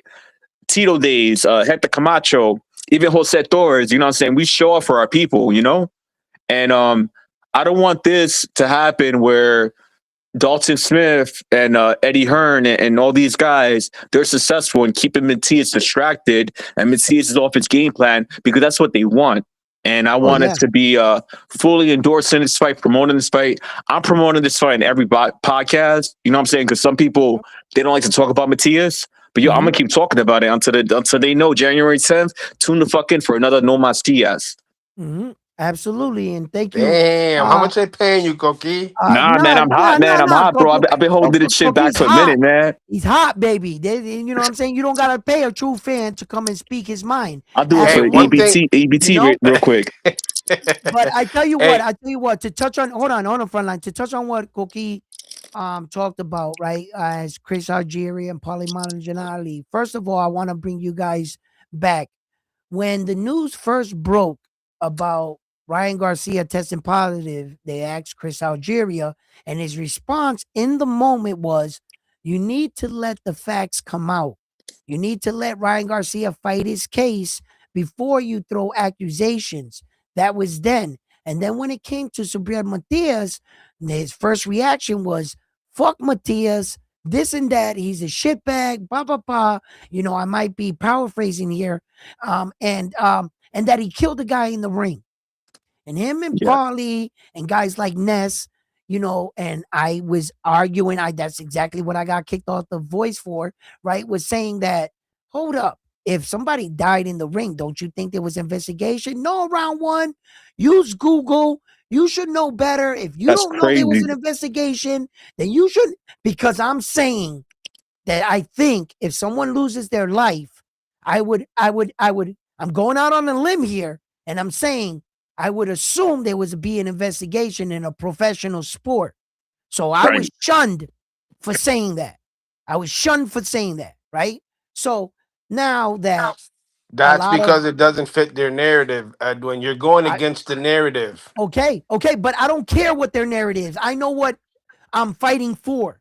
And I'm fighting for a fighter, not just a Puerto Rican fighter, just the rights of a fighter. And until we know the truth and things work, who are we to bash him? Who are we until everything? Now, didn't what's his name? Jai just test positive? Didn't the girl that Amanda Serrano was about to fight just test positive? And where's the fucking, they're a piece of shit for them? And where's the slander for those fighters? Nowhere. And where's it's nowhere. Janibek too.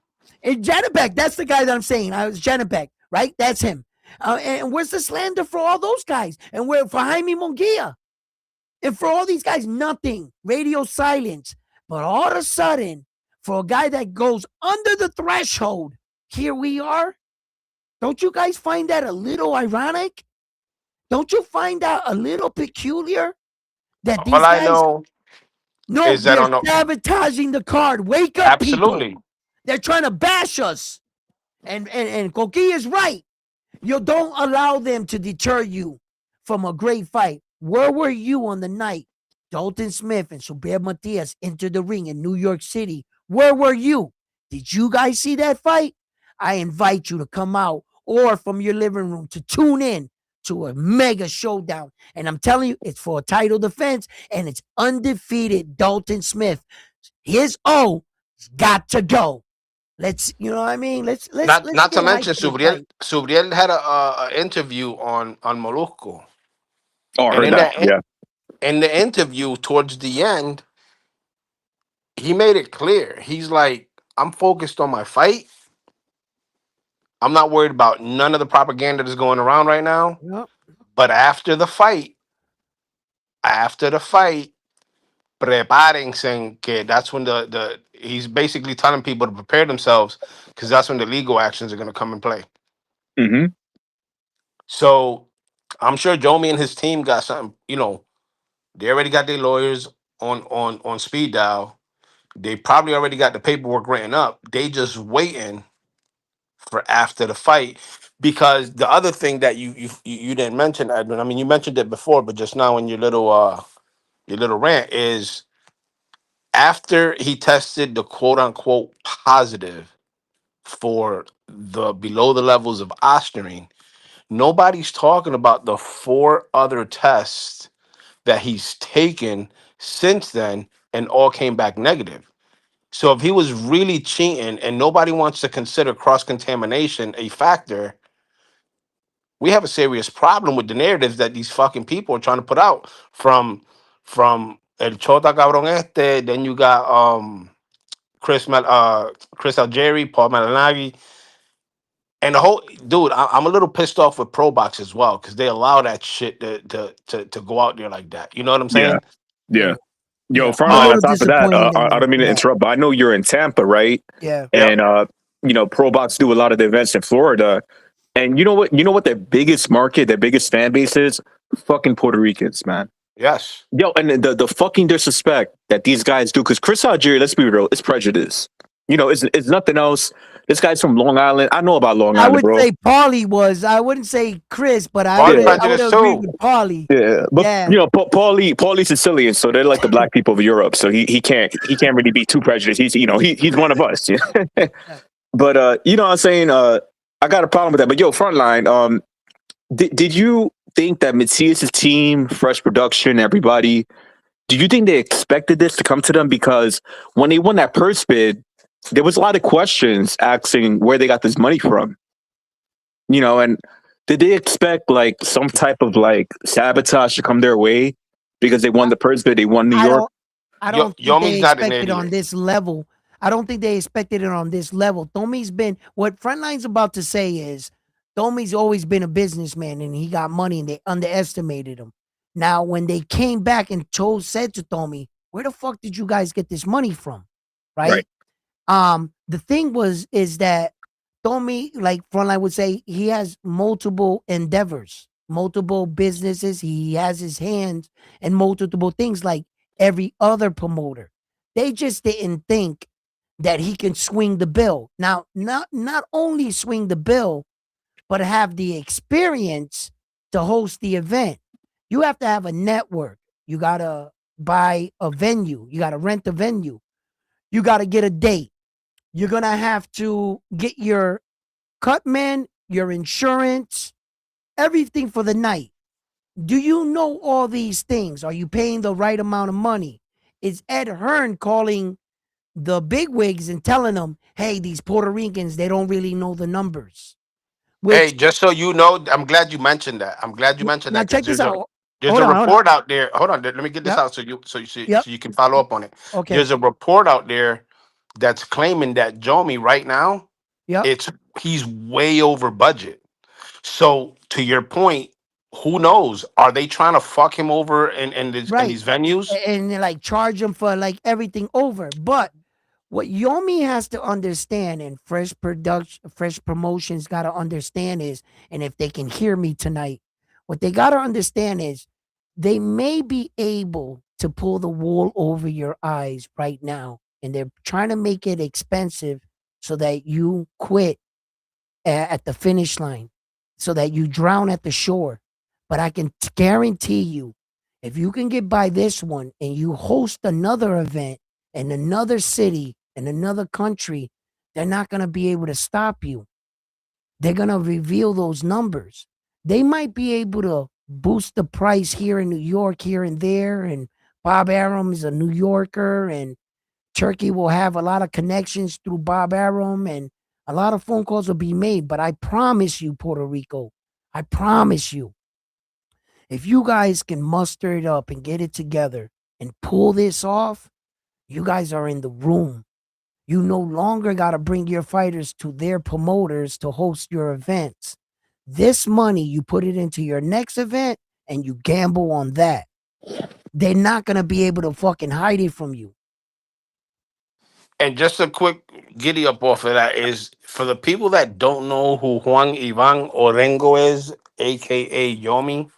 Yomi is the Puerto Rican Al Heyman. And what I mean by that is Al Heyman, he's not a promoter, but he He runs is. PBC. Or okay, I'm sorry. Well, He's a promoter, but he's not like he's considered the big dogs. Long story short is Al Heyman doesn't come from a sports background. Neither no. does Yomi. They both, what they have in common is they got their money was from the music industry, Yeah. and they both have the love and the passion for boxing. So same thing that Al Heyman did with PBC, Yomi's doing that with Fresh Productions. Yeah, Al Heyman promoted a lot of weird things too. Like he worked with like big artists, like with Michael Jackson, Al Heyman. He's got, I mean, all the way back down to I want to believe Rick James and James Brown in them and stuff. I as one of them, I think it was. I forget about him, but anyway. Yo, But may you I was ask? My bad. May I ask real quick? yeah, go Frontline ahead. and round one. Do you guys think that Yomi is over budget because you mentioned Matias, he took nobody talks about it, right? He took 4 drug tests, and we know Edwin, you're your former athlete. I'm Yeah, still boxing. Frontline, you got history. $1,200 So a test. don't you think like every time he takes those $2,000 for these tests, man? Like Yomi's like, fuck, man. Like, we're trying to budget for a fight. We gotta do travel things. Yeah, but But I feel like that was the trick from Eddie Hearn. They were like, let's get these guys taking drug tests and being so focused on that. Do you think that's like what's getting him over the budget? No. I don't think that the drug test in Subriel's situation will be a factor because I think sponsorships alone would take care of that.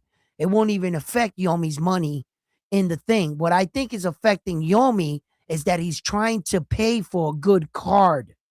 He's not Okay. just banking on Subriel Matias and Dalton Smith just to sell you one fight, and he's trying to pay these fighters accordingly. He's trying to get young and up and fighters like Keith Cologne and other guys on the card, but he's also trying to pay them right so that they go out there and give a good fight, and like, this is your moment, kid. We're giving you big money. Go out there and bring me blood. So That's a I good think point. that's where he's being stretched at. And I Well, believe that would be the angle. his whole card is his stable. Yeah, He's I know, got but you don't he's want to got pay him Subriel, peanuts. he's got Ojo Santiago, he's Nice. got Javier Cintron, Uh-huh. um Emmanuel Rodriguez, the former champ that lost And the Keith belt to Cologne. Inoue. And He got Keith Cologne. Okay. And now you So named a lot of guys. And you mean to tell me he bought this fight for 1.9 million? What are you paying Subriel? What are you paying Dalton Smith? Now, what are you paying all those guys you just mentioned? So that's why he's over budget, because he's doing the right thing. Right. I mean, it's a great card, by the way. You know what I'm saying? And no, that's it's gonna be a banger. Yeah. And all the fights, if you really sit back and look at them, bro, they're straight up 50-50 fights. Yeah. Santiago, he's fighting Cedeno, right? The Dominican. Henry Cedeno. Yeah, that's the Dominican guy, right? It's gonna be Dominican versus Dominican there. You're gonna see Broadway Joel come out there again because Broadway Joel is the ambassador for Dominican. But yeah, every time I see Dominican fight, I see Broadway Joel right there. 100%, you're gonna see Broadway Joel come out because either way, a Dominican fighter wins. I saw him come out for Amanda He's gonna Serrano one get a win. time. I was He's like, gonna get a hold win. on, bro. You can't claim Amanda Serrano because I saw him come out with Amanda Serrano. I'm like, bro, get out her locker room, bro. You can't claim her. That's our queen. Yeah. But for Latinos, you know, sometimes the Boricuas, that's all they got. You know Yeah, what I'm saying? Broadway Joel You is feel cool me? though. He's cool. He's like Yeah. he's biased, but he's neutral because he had Matthias on. He had a good No, he's interview. biased as fuck, right? No, He's yeah, for biased as sure. But fuck, but alright? but yo, but like But for like an average Dominican, like the average Dominican is like extreme bias. But yeah. Broadway Joel at least like kind of he does the reporting, the interviews and shit. Mhm. But yeah, Yeah. Yeah. Nah, Broadway. When it comes to Dominicans, bro, I'm sorry. You tell that motherfucker right now. Suriel versus Puello. He saw Puello win. Don't ask me how. Brother, you want to give that man a fucking heart attack, bro? He's right now. He's trying to rush on the stream. Listen, he's just, you know, yo, he's real passionate Hey, and salute they to don't got shout no out to time. Chain. Chain Oh Trung, shit, yo, Tay, Chain Trung, hey, yo, my shout out to man. yo. Listen, Is that's Chain? my dude right Yo, there. is he from Vietnam? Chain I Trung. don't know, but that's my man Chan, and with a $20 super chat, he's gonna And that's have to US get, dollars too. and that's you. Hold on, he's got to get the. Y'all hear that? The champ is here. The champ is here. That's my man Chang right there. The champ is here. Hey, so I know we got off topic a little bit, but Sunday, Yo, son, talk to that me. Nonito Donaire card. How's it Oh, right. looking? What's on that card? Or who's on that card, I should say. Well, you know, you got on the Nonito Donaire card. I think that you, let's see The here. only one I mentioned was Rene Chulo Santiago because he's Yeah, that's fighting the only. for Yeah, that's the only one unification. that I thought. You know that I knew. That's right. That's it. And then we had. Oh yeah, and I was talking on the Donaire fight because right after that I was gonna ask you guys about this Tim Tszyu fight. And do you guys really believe that Ooh. this dude, you know, from Massachusetts, from Hector Bermudez's camp there, stable, Vasquez, Anthony Velasquez. Anthony Velasquez? I can't even find a fight on this guy. Nah, Bro, so yeah. he I fought can't. on a I don't. undercard.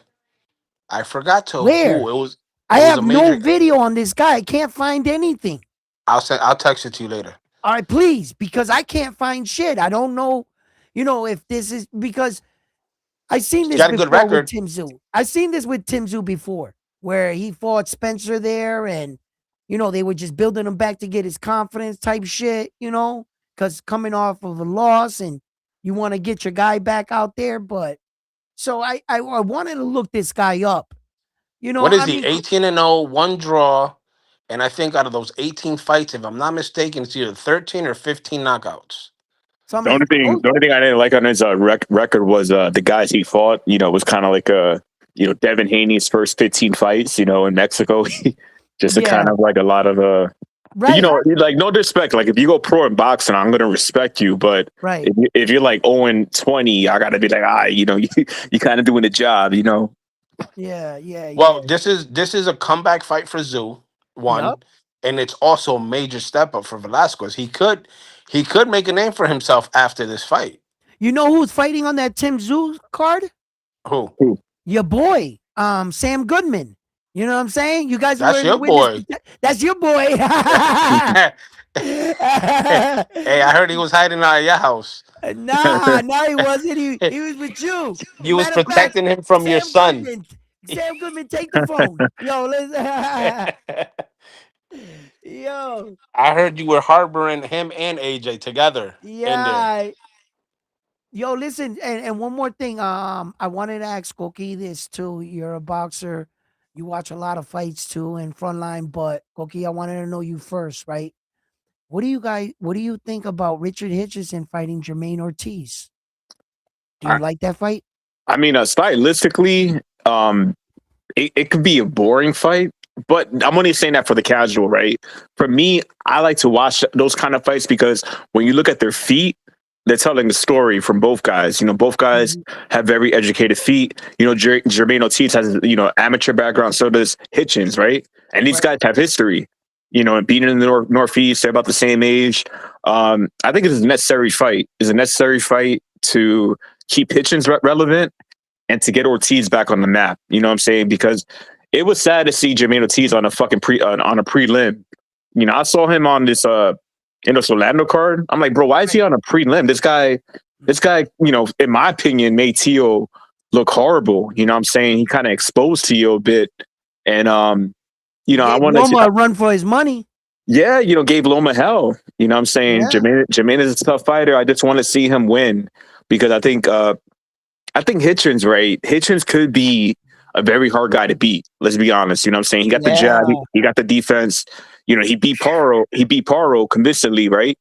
And but Hitchens not a popular guy. Like he's not like a Haney, he's not like a Tank. He's just kind of like, maybe because his personality. He got like an oatmeal personality. He's a fucking typical fucking Brooklyn dude, right? So the thing is, I'm excited for that fight.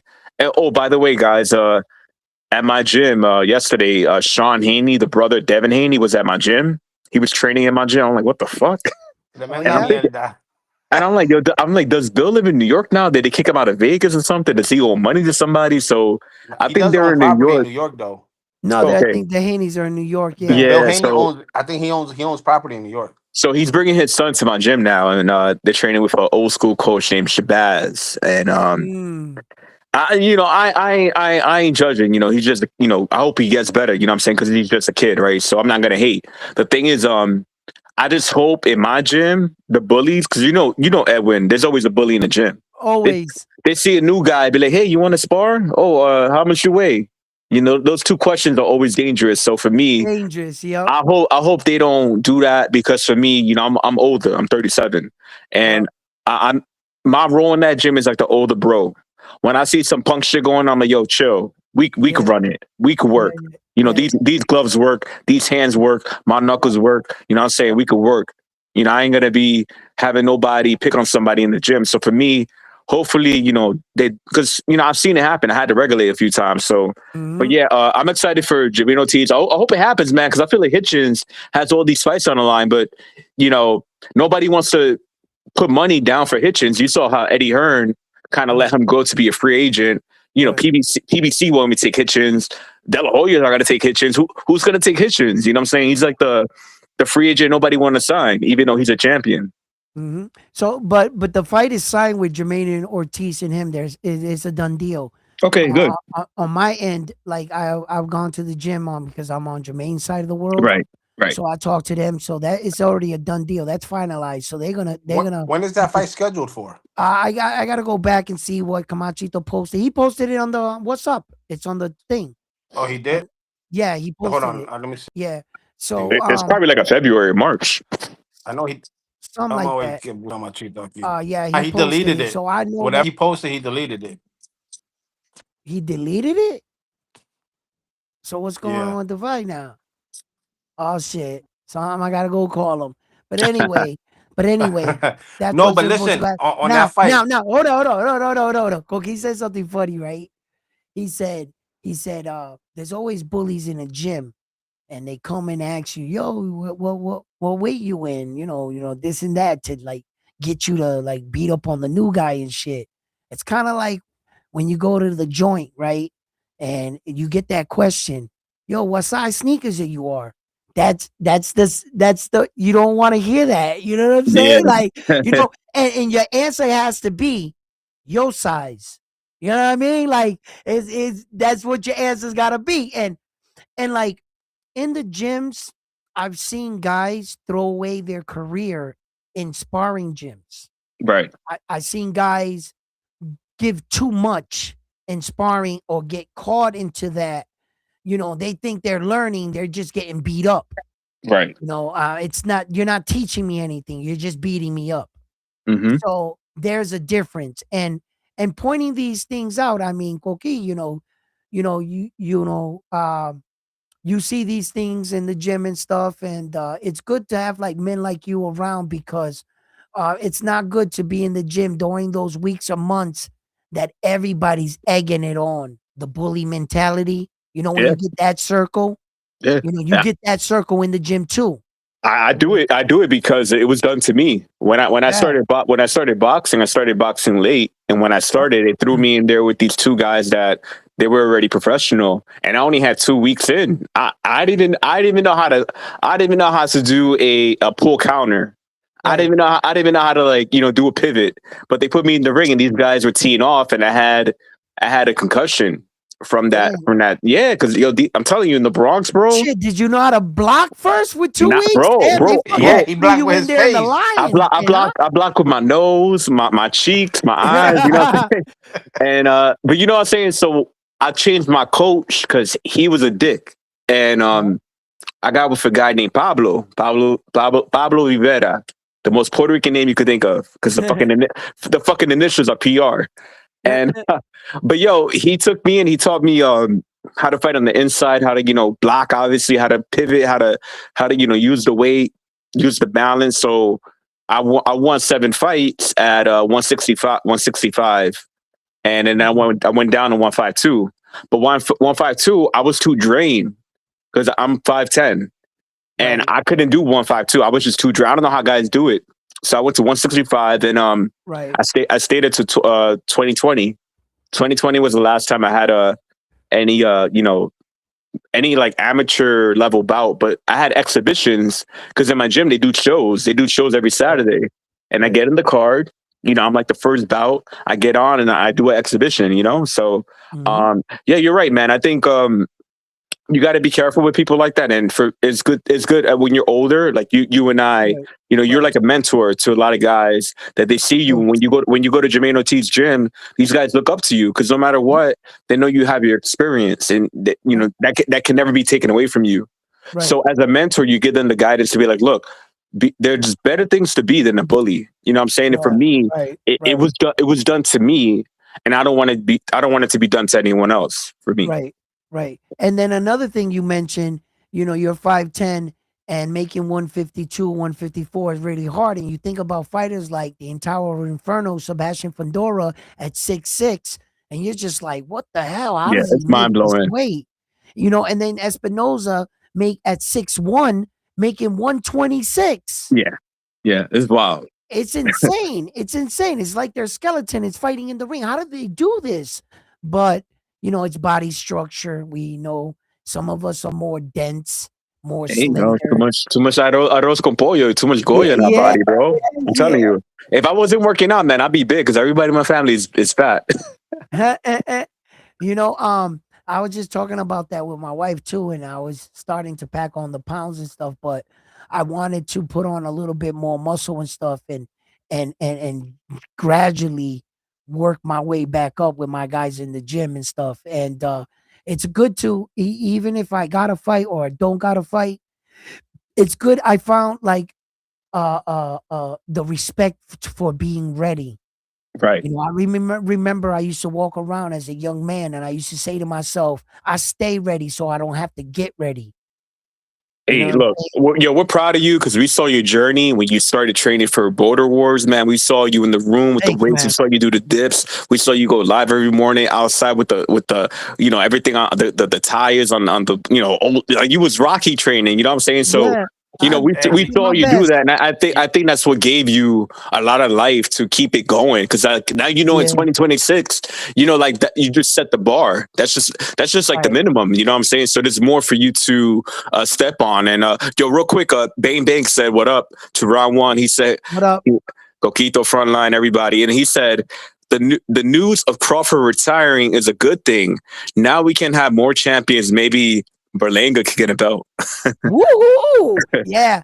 And damn, he threw me off with that Berlanga shit. I was gonna say something else to you before you left, Koki.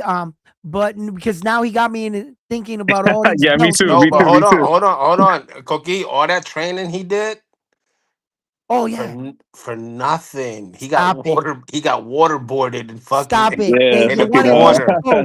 They You forgot to fucking, train for that. no, You, fucking. you Koki, this is what I was gonna say. This is what I'm gonna say, Koki. You wanna know what it really did for me as a man though? Koki, I'm gonna be honest with you. Estoy hablando claro, right? Yeah, Yo, when I be out with my wife and we be like in stores and shit, and like dudes be like be saying to myself, act up if you want to. Don't you know I'm trained? Like, and I Yeah, can feel. And it's not just joking like that though, but you know that if anything was to happen, you're in shape. yeah. And it made me feel better, and then it made me question, damn, bro, I was walking around all those years on fumes.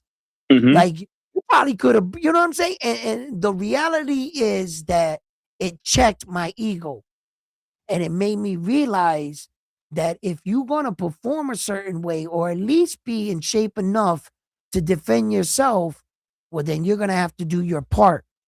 And it goes to that concept that I always said, I think I'm a ninja up here, but when it was time to fight, my body wouldn't respond because too many years on the couch, Right. and that woke me up. So now I walk around, not that I'm a tough guy, not that I want something to happen, but I feel better. I know that if I had to move, if I had to, like, I can. And at least at my age, I feel like I can move better, and it woke my eyes up to that, to the reality of the real world, rather than I think that I'm a tough guy and I'm gonna live off the legend that I was when I was a young man, than versus the man that I am today. And that's gotta catch up with each other. So yeah, that's what boxing provided for me. Yeah, I mean that's why I still do it to this day.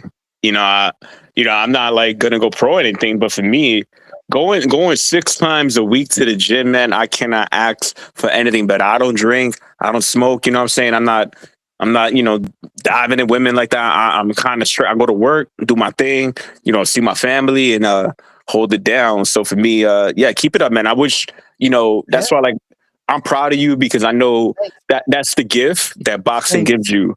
Boxing gives you an aura. Boxing gives you, this sense of like, you know what?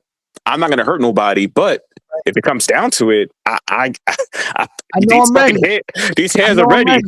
ready. Yeah. And if you're not training, then hey, Yeah, it's you gonna know look what I'm bad. saying? Here in So Florida, so them that's hands ain't what gonna it do does. shit. Aquí Yeah, te yeah. meten un tiro. Florida is a fucking shotgun and the alligator. Yeah, That's yeah, it. yeah, yeah. I But tell you. yo, But I yeah, got all these belts I got go Jermaine back in the Ortiz water. I got Go Jermaine ahead. Ortiz beating Hitchens. You got Jermaine Ortiz being rich. I can see Yo, that. I gotta admit, like, I like Jermaine and everything, but I just want him to be try to nullify Hitchens' jab. That's Right. the one weapon that Hitchens got that I'm worried about. That's it. He's got to go. That jab could really cause him problems, could close one of his eyes, So as long as he nullifies that jab and just pause, like knocks his jab out and punch with him and shit, Jermaine got good footwork. Yo, the kid could crack. I've seen Jermaine punch. So Yeah. I'm glad you said that because here's the keys to victory for fucking Jermaine. Jermaine's got to go in there like Gustavo Lemos. He's got to go Okay, in there, okay. apply the pressure. Because remember, Hitchens' jab can only get you so far. How far did that jab get him against Lemos? Not far at all. Lemos Yeah, kept but getting in, and Hitchens got cracked a couple times. Now Lemos doesn't have the footwork. He doesn't have the technicality that Jermaine has. So if Jermaine goes in there with a smart and a planned pressure attack, I think he could. I think did you he can see pot. Hitchens's jab against George Camboza, bro? That shit was like a piston. His jab got Right. way better than that Lemos fight, bro. I Richard Hitchens understand is that. getting better. You gotta take in his last fights, brother. Like, that But jab was who is crazy. Cambosis? Who is he? But he Let's. he took over the fight against Liam Paro with the jab. Who is In Liam Puerto Bottle? Rico. Listen, anybody Liam who's Paro fought, beat Subriel. anybody That's who's Liam fought Paro is. Subriel, anybody who's beat Subriel, which is Pedro Salanyan and Liam Bottle, what have they done after they beat Subriel? Absolutely nothing. Yeah, but Subriel might have took a couple years from these guys. My point But exactly. but So That being said, I'm not taking nothing away from Hitchens. Hitchens has a phenomenal jab. Hitchens is a boxer. He's not a puncher. He's a boxer. I give it to him. My point is, if Jermaine Ortiz wants to win this fight, Yeah. he has to apply. He has to apply educated pressure. His footwork's got to be on point because we already know Hitchens got the footwork and he's got the boxing pretty down pat. So if Jermaine Ortiz goes in there, applies pressure, and You know, tees off on him you in know how you exchanges, beat Richard Richardson front line. how? You gotta set it up and not telegraph your punches, not let them know that you're gonna like throw that punch. You gotta like do what Floyd did to Diego Corrales. He threw 4 body shots and then switched it up and came upstairs. He set it up beautifully. He got him thinking body shot. That's how you beat Richard Hitchison. Jermaine's got to not look for the punch, just know the punch is gonna be there and lure him into it.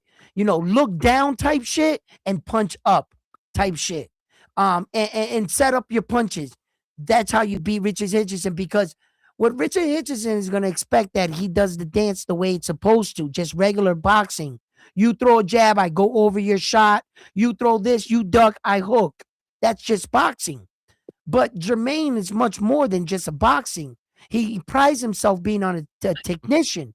And a technician is a type of fighter that figures you out, that sets you up, that puts his punches together. That's a technician. He picks you apart round The by other round.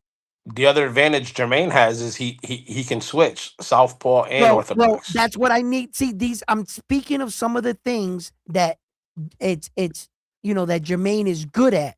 And he's gonna have to apply that kind of fight. He can't let the fight just go like George Camboza. Yeah, you throw a jab, I go over your jab, I hit you, I'm longer, I keep you on the outside. I control the distance, I control the fight and the tempo with my jab. He can't fight like that against Hitchin. He's gonna lose. You know, he's got to throw more than one punch. He's got to throw combos, combinations, set it up, make him think one thing, set up another shot. He's got to fight like that.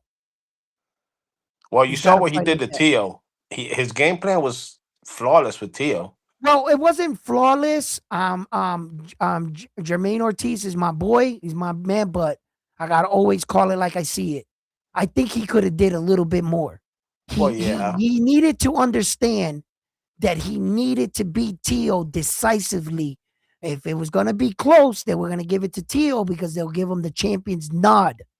In a situation like that, Jermaine had to understand that he couldn't just think he was winning the fight. He had to show the judges he was winning the fight.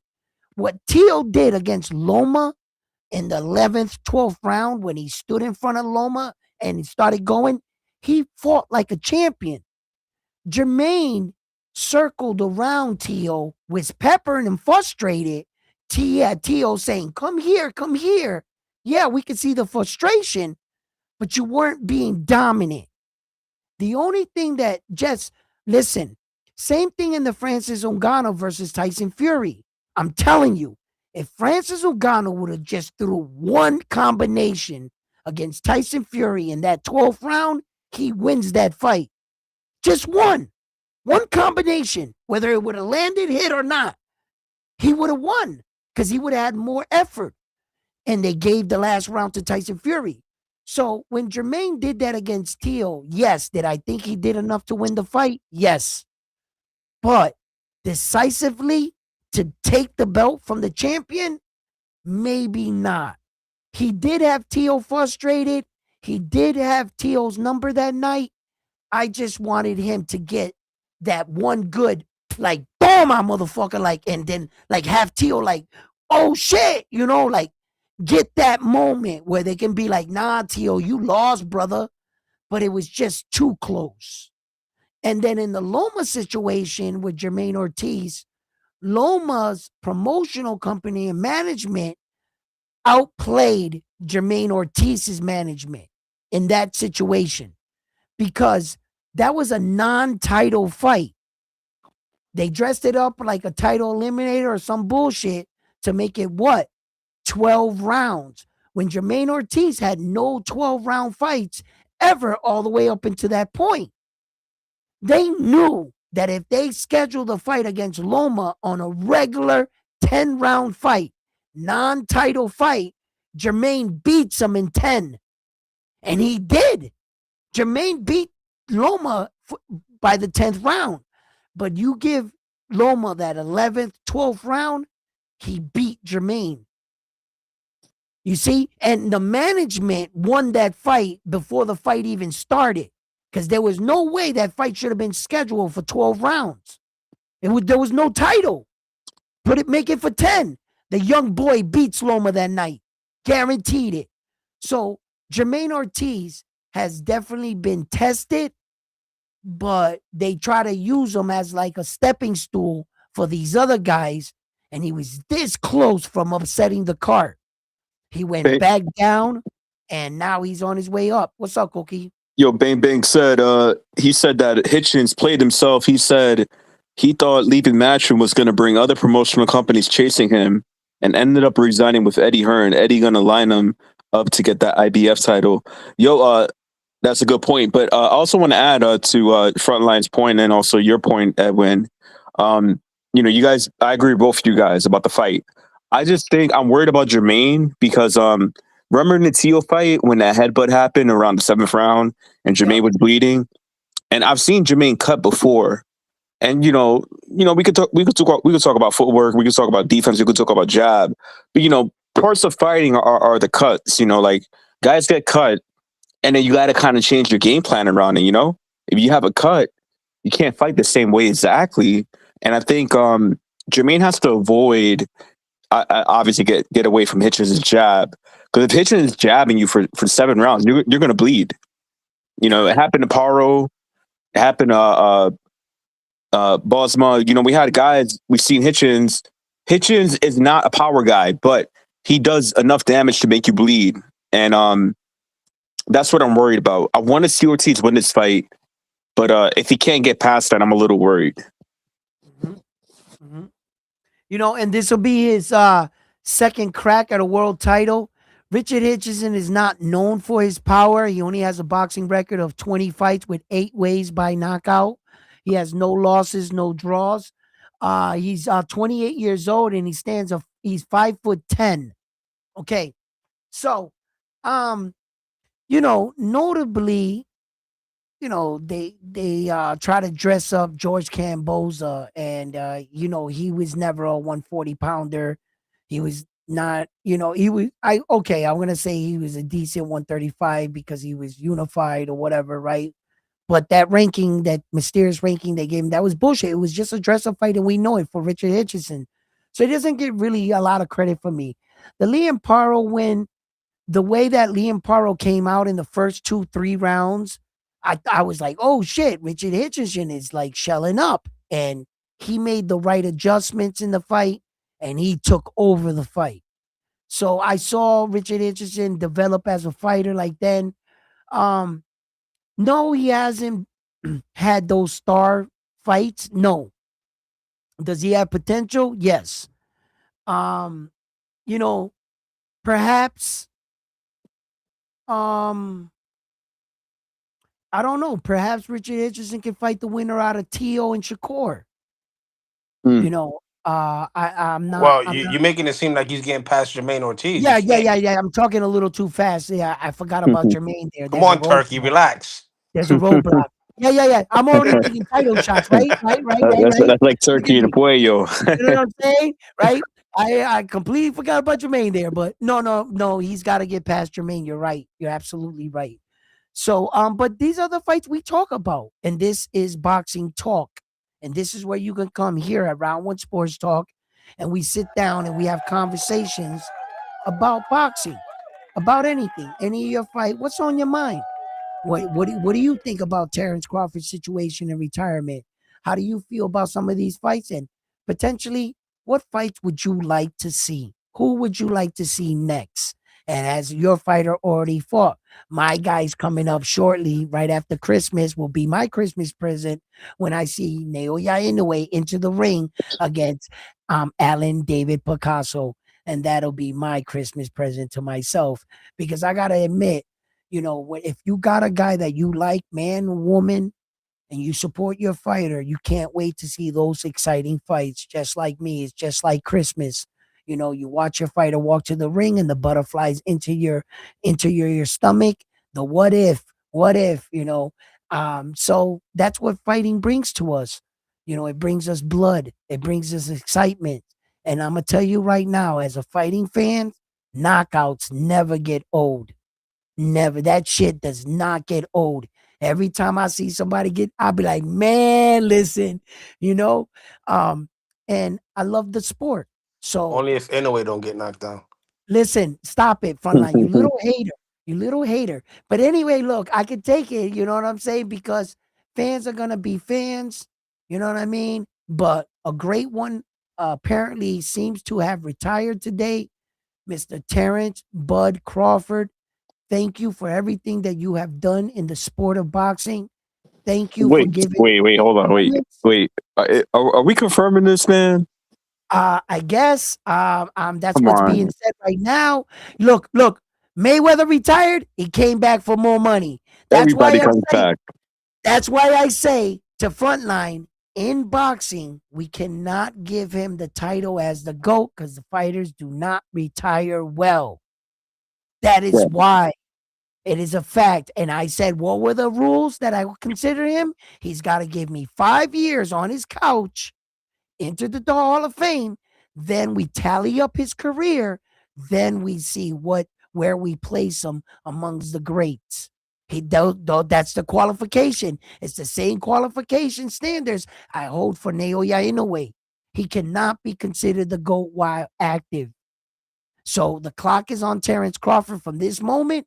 If he stays retired, walks away from the game, after 5 years, inducted to the Hall of Fame, then we talk. That's when the conversation starts. But until then, fighters be on the couch 2 years, 3 years.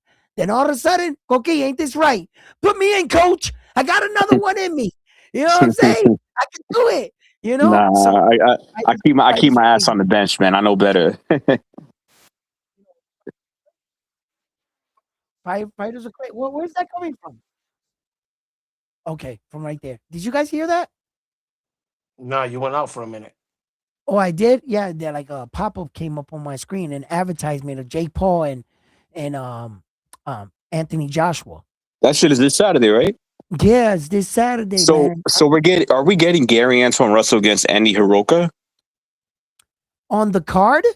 Yeah, because it wasn't that supposed to be part of the whole Alicia Baumgartner against somebody that Gary Antoine Russell against Andy Hiroka. I gotta check Boxer. I haven't checked it in a minute. Okay, that'll be a unification. That'll be no. Hiroka's the number one mandatory. My bad. Yeah, because they were scheduled to fight, but they got moved, and I follow Gary Antoine Russell a lot, only because I want Matias to fight him. I feel like that's like the ultimate fight for Matias. Right. Yes. And talk about it. Yeah. So I'm just hoping, it happens this Saturday. Gary be fighting once a year, man. It's like, well, they were. I was watching on the side. Netflix had the open workouts for everybody that was on the card. So I can imagine if he was going to be on the card, they would have him in the open workouts. Now I also saw that Woodley versus Anders Silva. Oh man, they gotta stop doing that shit, bro. They're fighting each other on the card. That's just Jake Paul being like, "Look, I knocked you out, so I'm gonna give you some money now." They're both guys he knocked out. I mean, the fucking that Silva fight was fixed though. Yeah, he dropped Silva, but Silva made it to the last bell, right? He got up. Bro. Silva wasn't even like fighting, bro. He was like just there to be like, all right. So Silva is gonna fight Woodley on the Jake Paul card. So I would imagine if there was some girls there, what was her name? Johnson, Sharika Johnson, well, how do you say her name? She was working out in the ring when I went live. So if you want to find out anything about if Aunt Gary Antoine, I didn't hear anything about that. I don't. As a matter of fact, I'm looking at the Jake Paul card right now. I got it up right here, and here, hold up, here. Let me share this with you guys. Hold on. This is who here, Pop Media, and then we will go here. Where is it?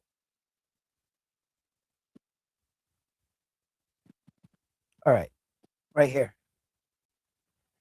These are all the fighters that are supposed to be on the. Here, let me blow it up a little bit. Okay, right here. This is the Jake Paul card. Jake Paul versus AJ Joshua. You guys know who he is. This is the co-main event. Bungard right here. You guys can see. And then the second one is the Silva versus Woodley. The one I was just talking about. I would think that if you were going to have Gary Antoine Russell, you would have had him the co-main event. Damn, they probably took that shit off. Yeah. I got to find out what happened to that, man, because Yeah, they don't got nothing else. And these are the cards just in from top to bottom. Let's go over it while we're here from right here. You guys know this boxing outlet source right here. So this is when right here. This is the first one. It's gotta be fast. Oh, December 16th. This is today. This is going on right now. oh shit. This card right here. And then December 17th, tomorrow, is Nonito Donaire. Right here. And he's fighting him. I don't want to try to say his name. I don't know if I'm saying it right. I try my best, you know. Tsumi. Tsumi. Yeah. And then this is the Puerto Rican fight right here, our champion. Yes, sir. Okay, Santiago, and he's going in for unification against this young man right here. We gotta start fucking up some of these Japanese guys, man. We've been losing to them. Yeah, but they're fast, bro. They're fast. I know. That's tired of taking L's. Fast, man. And that's that card. And then you got the Tim Tszyu fight right here against the guy we were talking about, right? We don't know much about him. You know, Hector Bermudez thinks that he's going to steal the show and that he's going to upset and that he's a much better fighter than what the fans in the world know about him. You know, he's one of Hector Bermudez's guy at his stable. He's from I hope he does shock the world, though. So he's going against Tim Tszyu.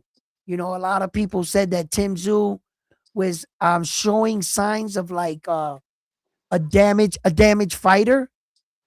You know what I'm saying? Like in one of his last fights, he was touching the top of his forehead and looking for blood, and there was no cut.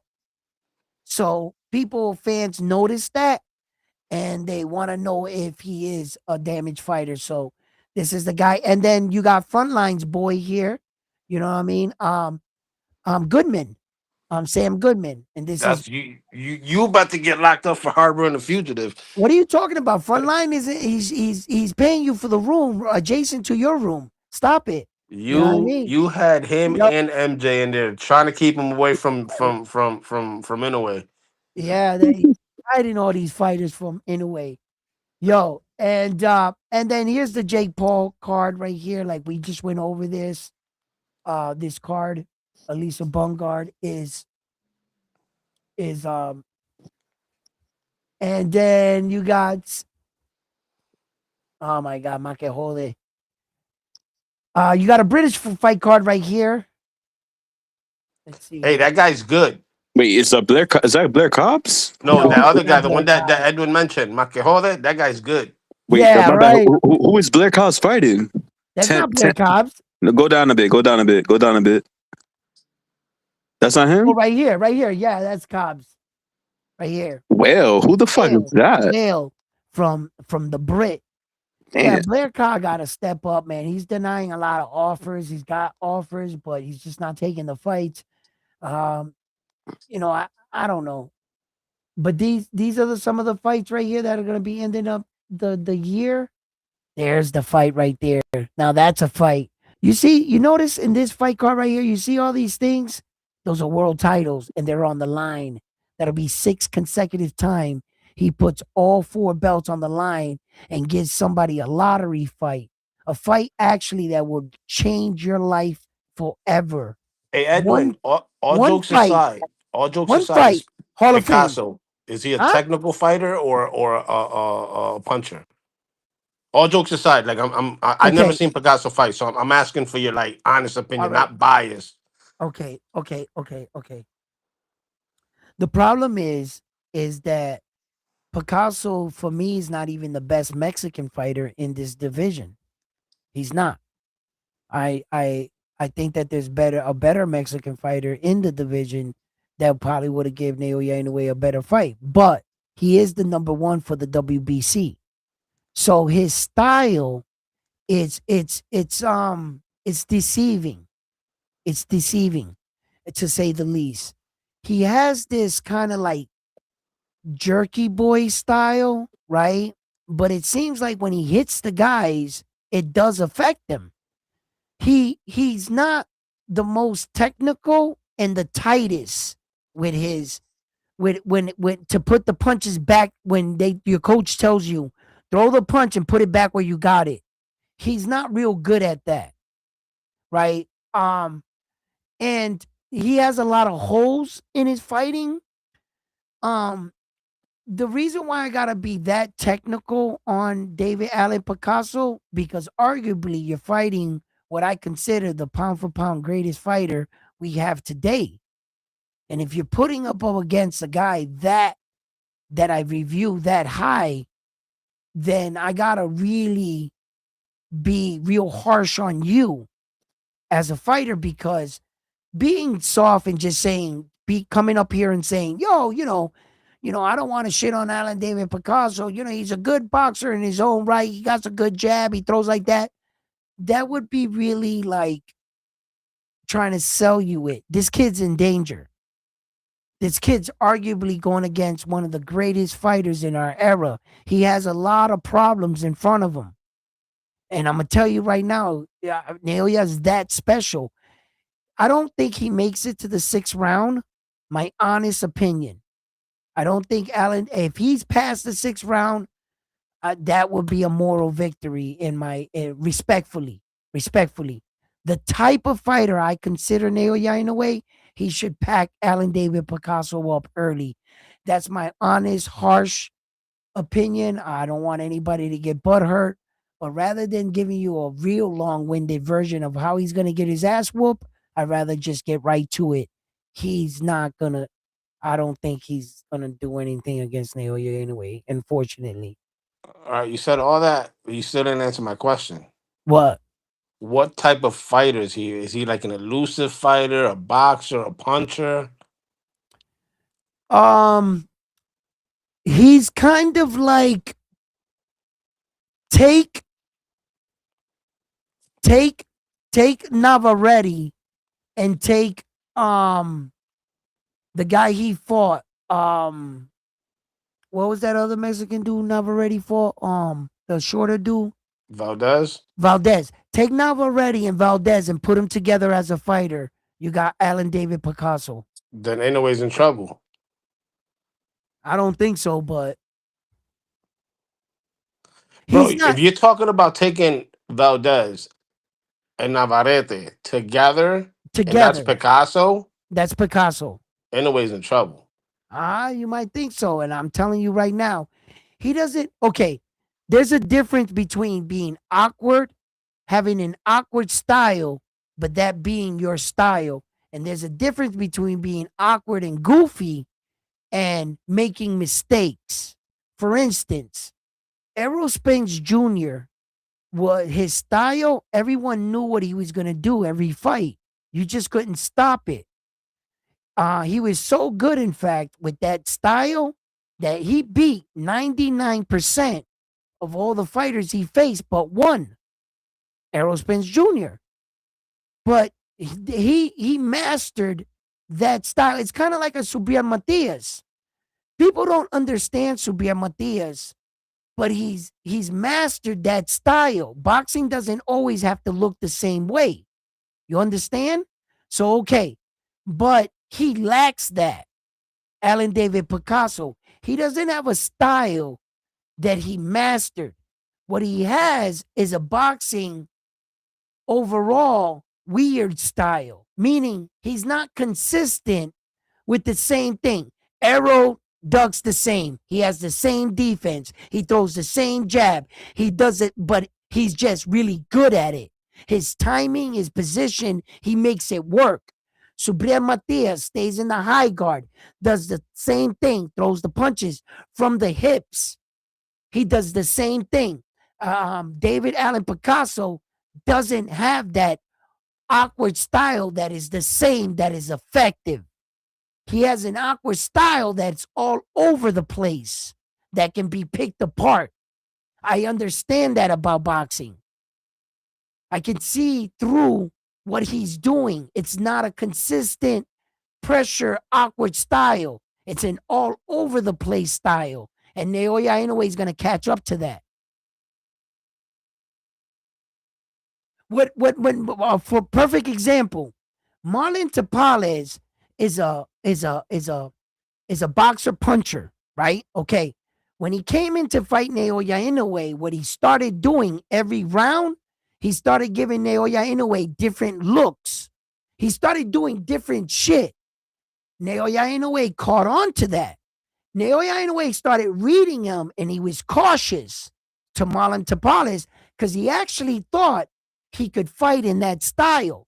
When he realized that Marlon Tapales, what he was doing was improvising. He wasn't fluent in what he was doing. Meaning, if you threw a jab, you didn't have a defense for what you just did. That's high-level boxing. You were just improvising. And then Naoya Inoue picked them apart. Alan David Picasso, with his wild style, he's going to improvise. He doesn't have a style that it's his own. No. He's going to get rocked. He's going to get rocked. And just, there's just been too many great fighters that fought Naoya Inoue that fight better than Alan David Picasso, Nonito Donaire, Stephen Kubo Fulton, MJ. They're just so many that the styles, he's just not going to bring any. Unfortunately, no. I don't see. If Alan David Picasso pulls this shit off, brother, hats off to you. I will be the first one on here giving you your flowers. I'm not going to shy away from it because although I like Naoya Inoue a lot, I cover boxing and I would have to come on and tell you guys how he got his ass whooped. And I would be honest with it. But I'm honest. It might sound like I'm being cocky. No, he's not the guy. The next fight with Junto, when we're talking about fights for Naoya Inoue, and we're talking about potential fights and big matchups, you know what I'm saying? He's going to fight Alan David Picasso, yeah, right? But Junto is the fight right here. This is the fight right here to be made.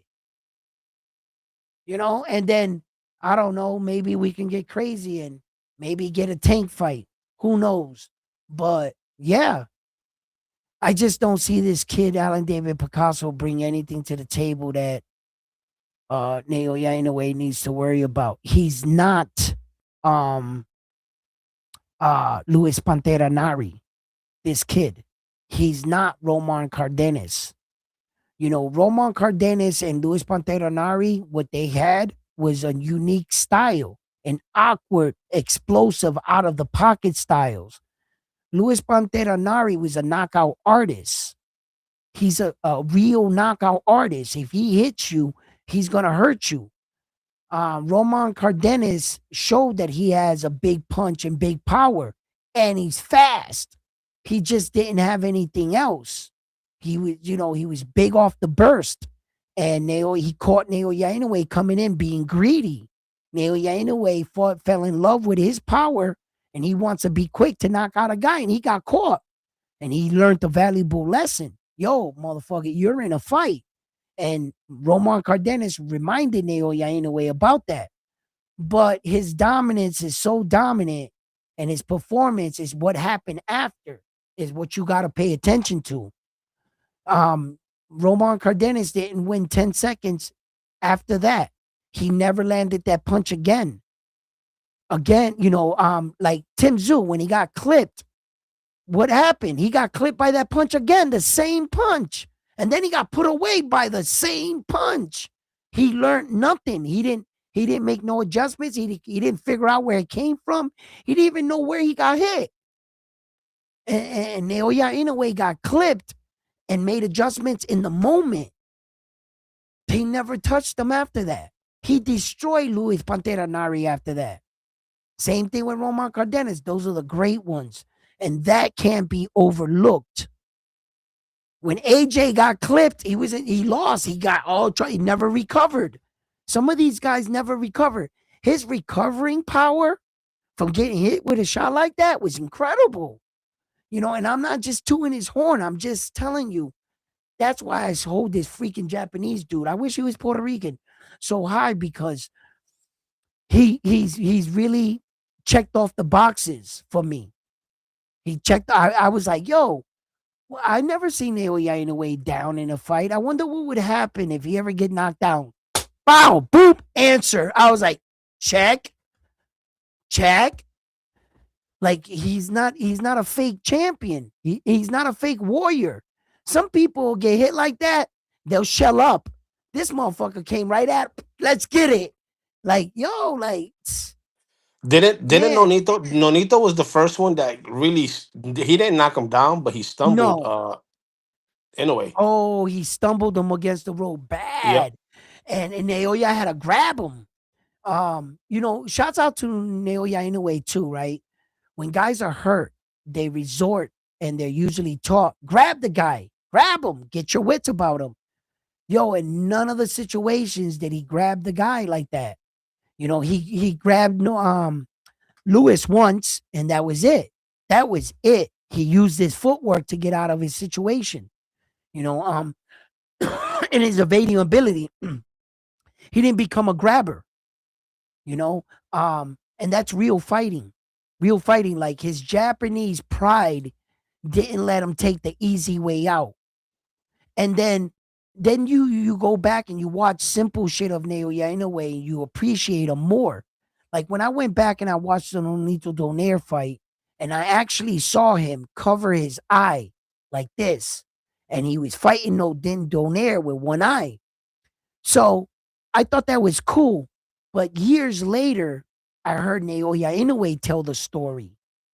And when I heard it come out of his mouth, I appreciated the moment even more. They asked him, when you were covering your eye, you were fighting Nonito Donaire, what did that feel like? Naoya Inoue said right then and there in the interview, he said, actually, I got that idea from Nonito Donaire. They said, huh? He said, yeah, Nonito Donaire got hurt in a fight. He got his eye cut. And what he did in the fight, because his vision was blurry, he covered the eye that was blurry, and he fought with one eye. Naoya Inoue studied that fight because he was studying Nonito's check hook, because Naoya throws it like Nonito.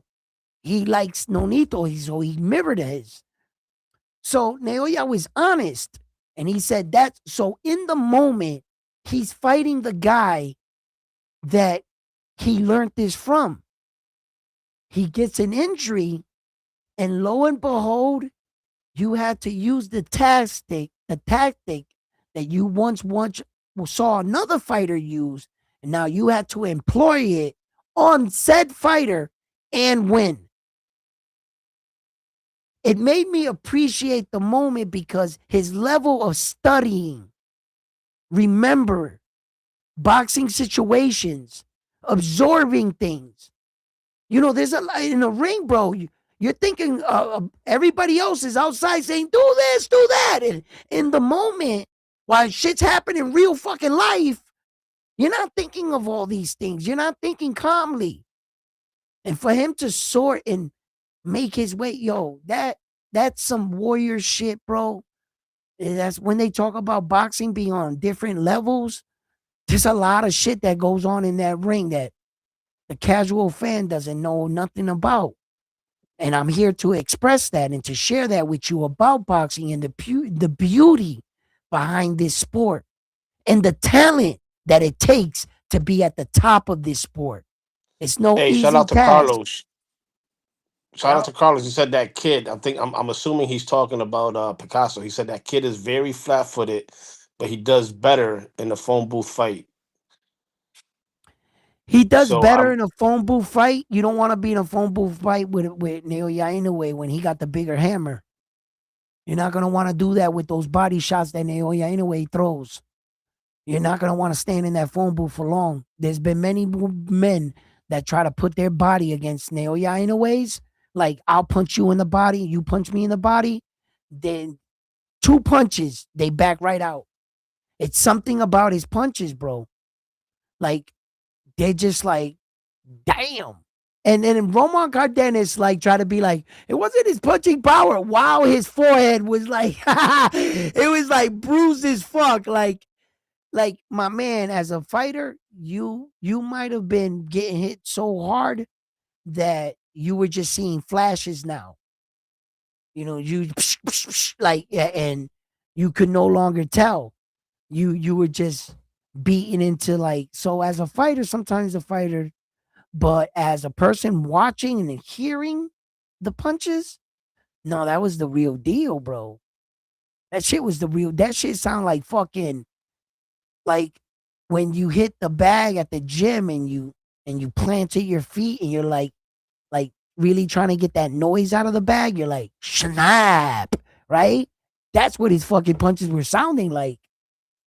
So from a guy that small, it's pretty impressive. It's pretty impressive. I've never been punched by one of them. I don't know firsthand, but it's pretty impressive to watch this dude fucking fight, man. So look, man, guys, before our legends are gone and before the great ones in our era while we're watching are gone, Terrence Crawford's calling it quits. It's soon. How long, much longer will Saul do this for? Is he going to try to make another run at those belts that just got vacated or what? What's going on? We'll find out tomorrow. I'll get back to you guys. But Naoya Inoue, he only has a couple more years, you know. And please support your fighters. I'm not here to discourage you, to talk you down about a fighter and get you to walk away from him. No, not at all. I want you to support your guy. Show that you're a real fan and should support boxing. And, you know, appreciate these fighters while they're here. Because once they're gone, they could be gone forever. And once the best of their years are gone in their prime, that's a done deal. So, fight fans, thank you for tuning in today. Frontline, thank you for being a great co-host, reading off these these messages. Could you do me a favor and just read off the last ones if anybody said anything?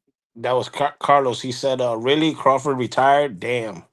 Yeah. So I just want to end the live stream here. Thank you, Frontline, for coming by. Thank you, Yeah. Koki, everybody in the And chat. shoe should be 10 away.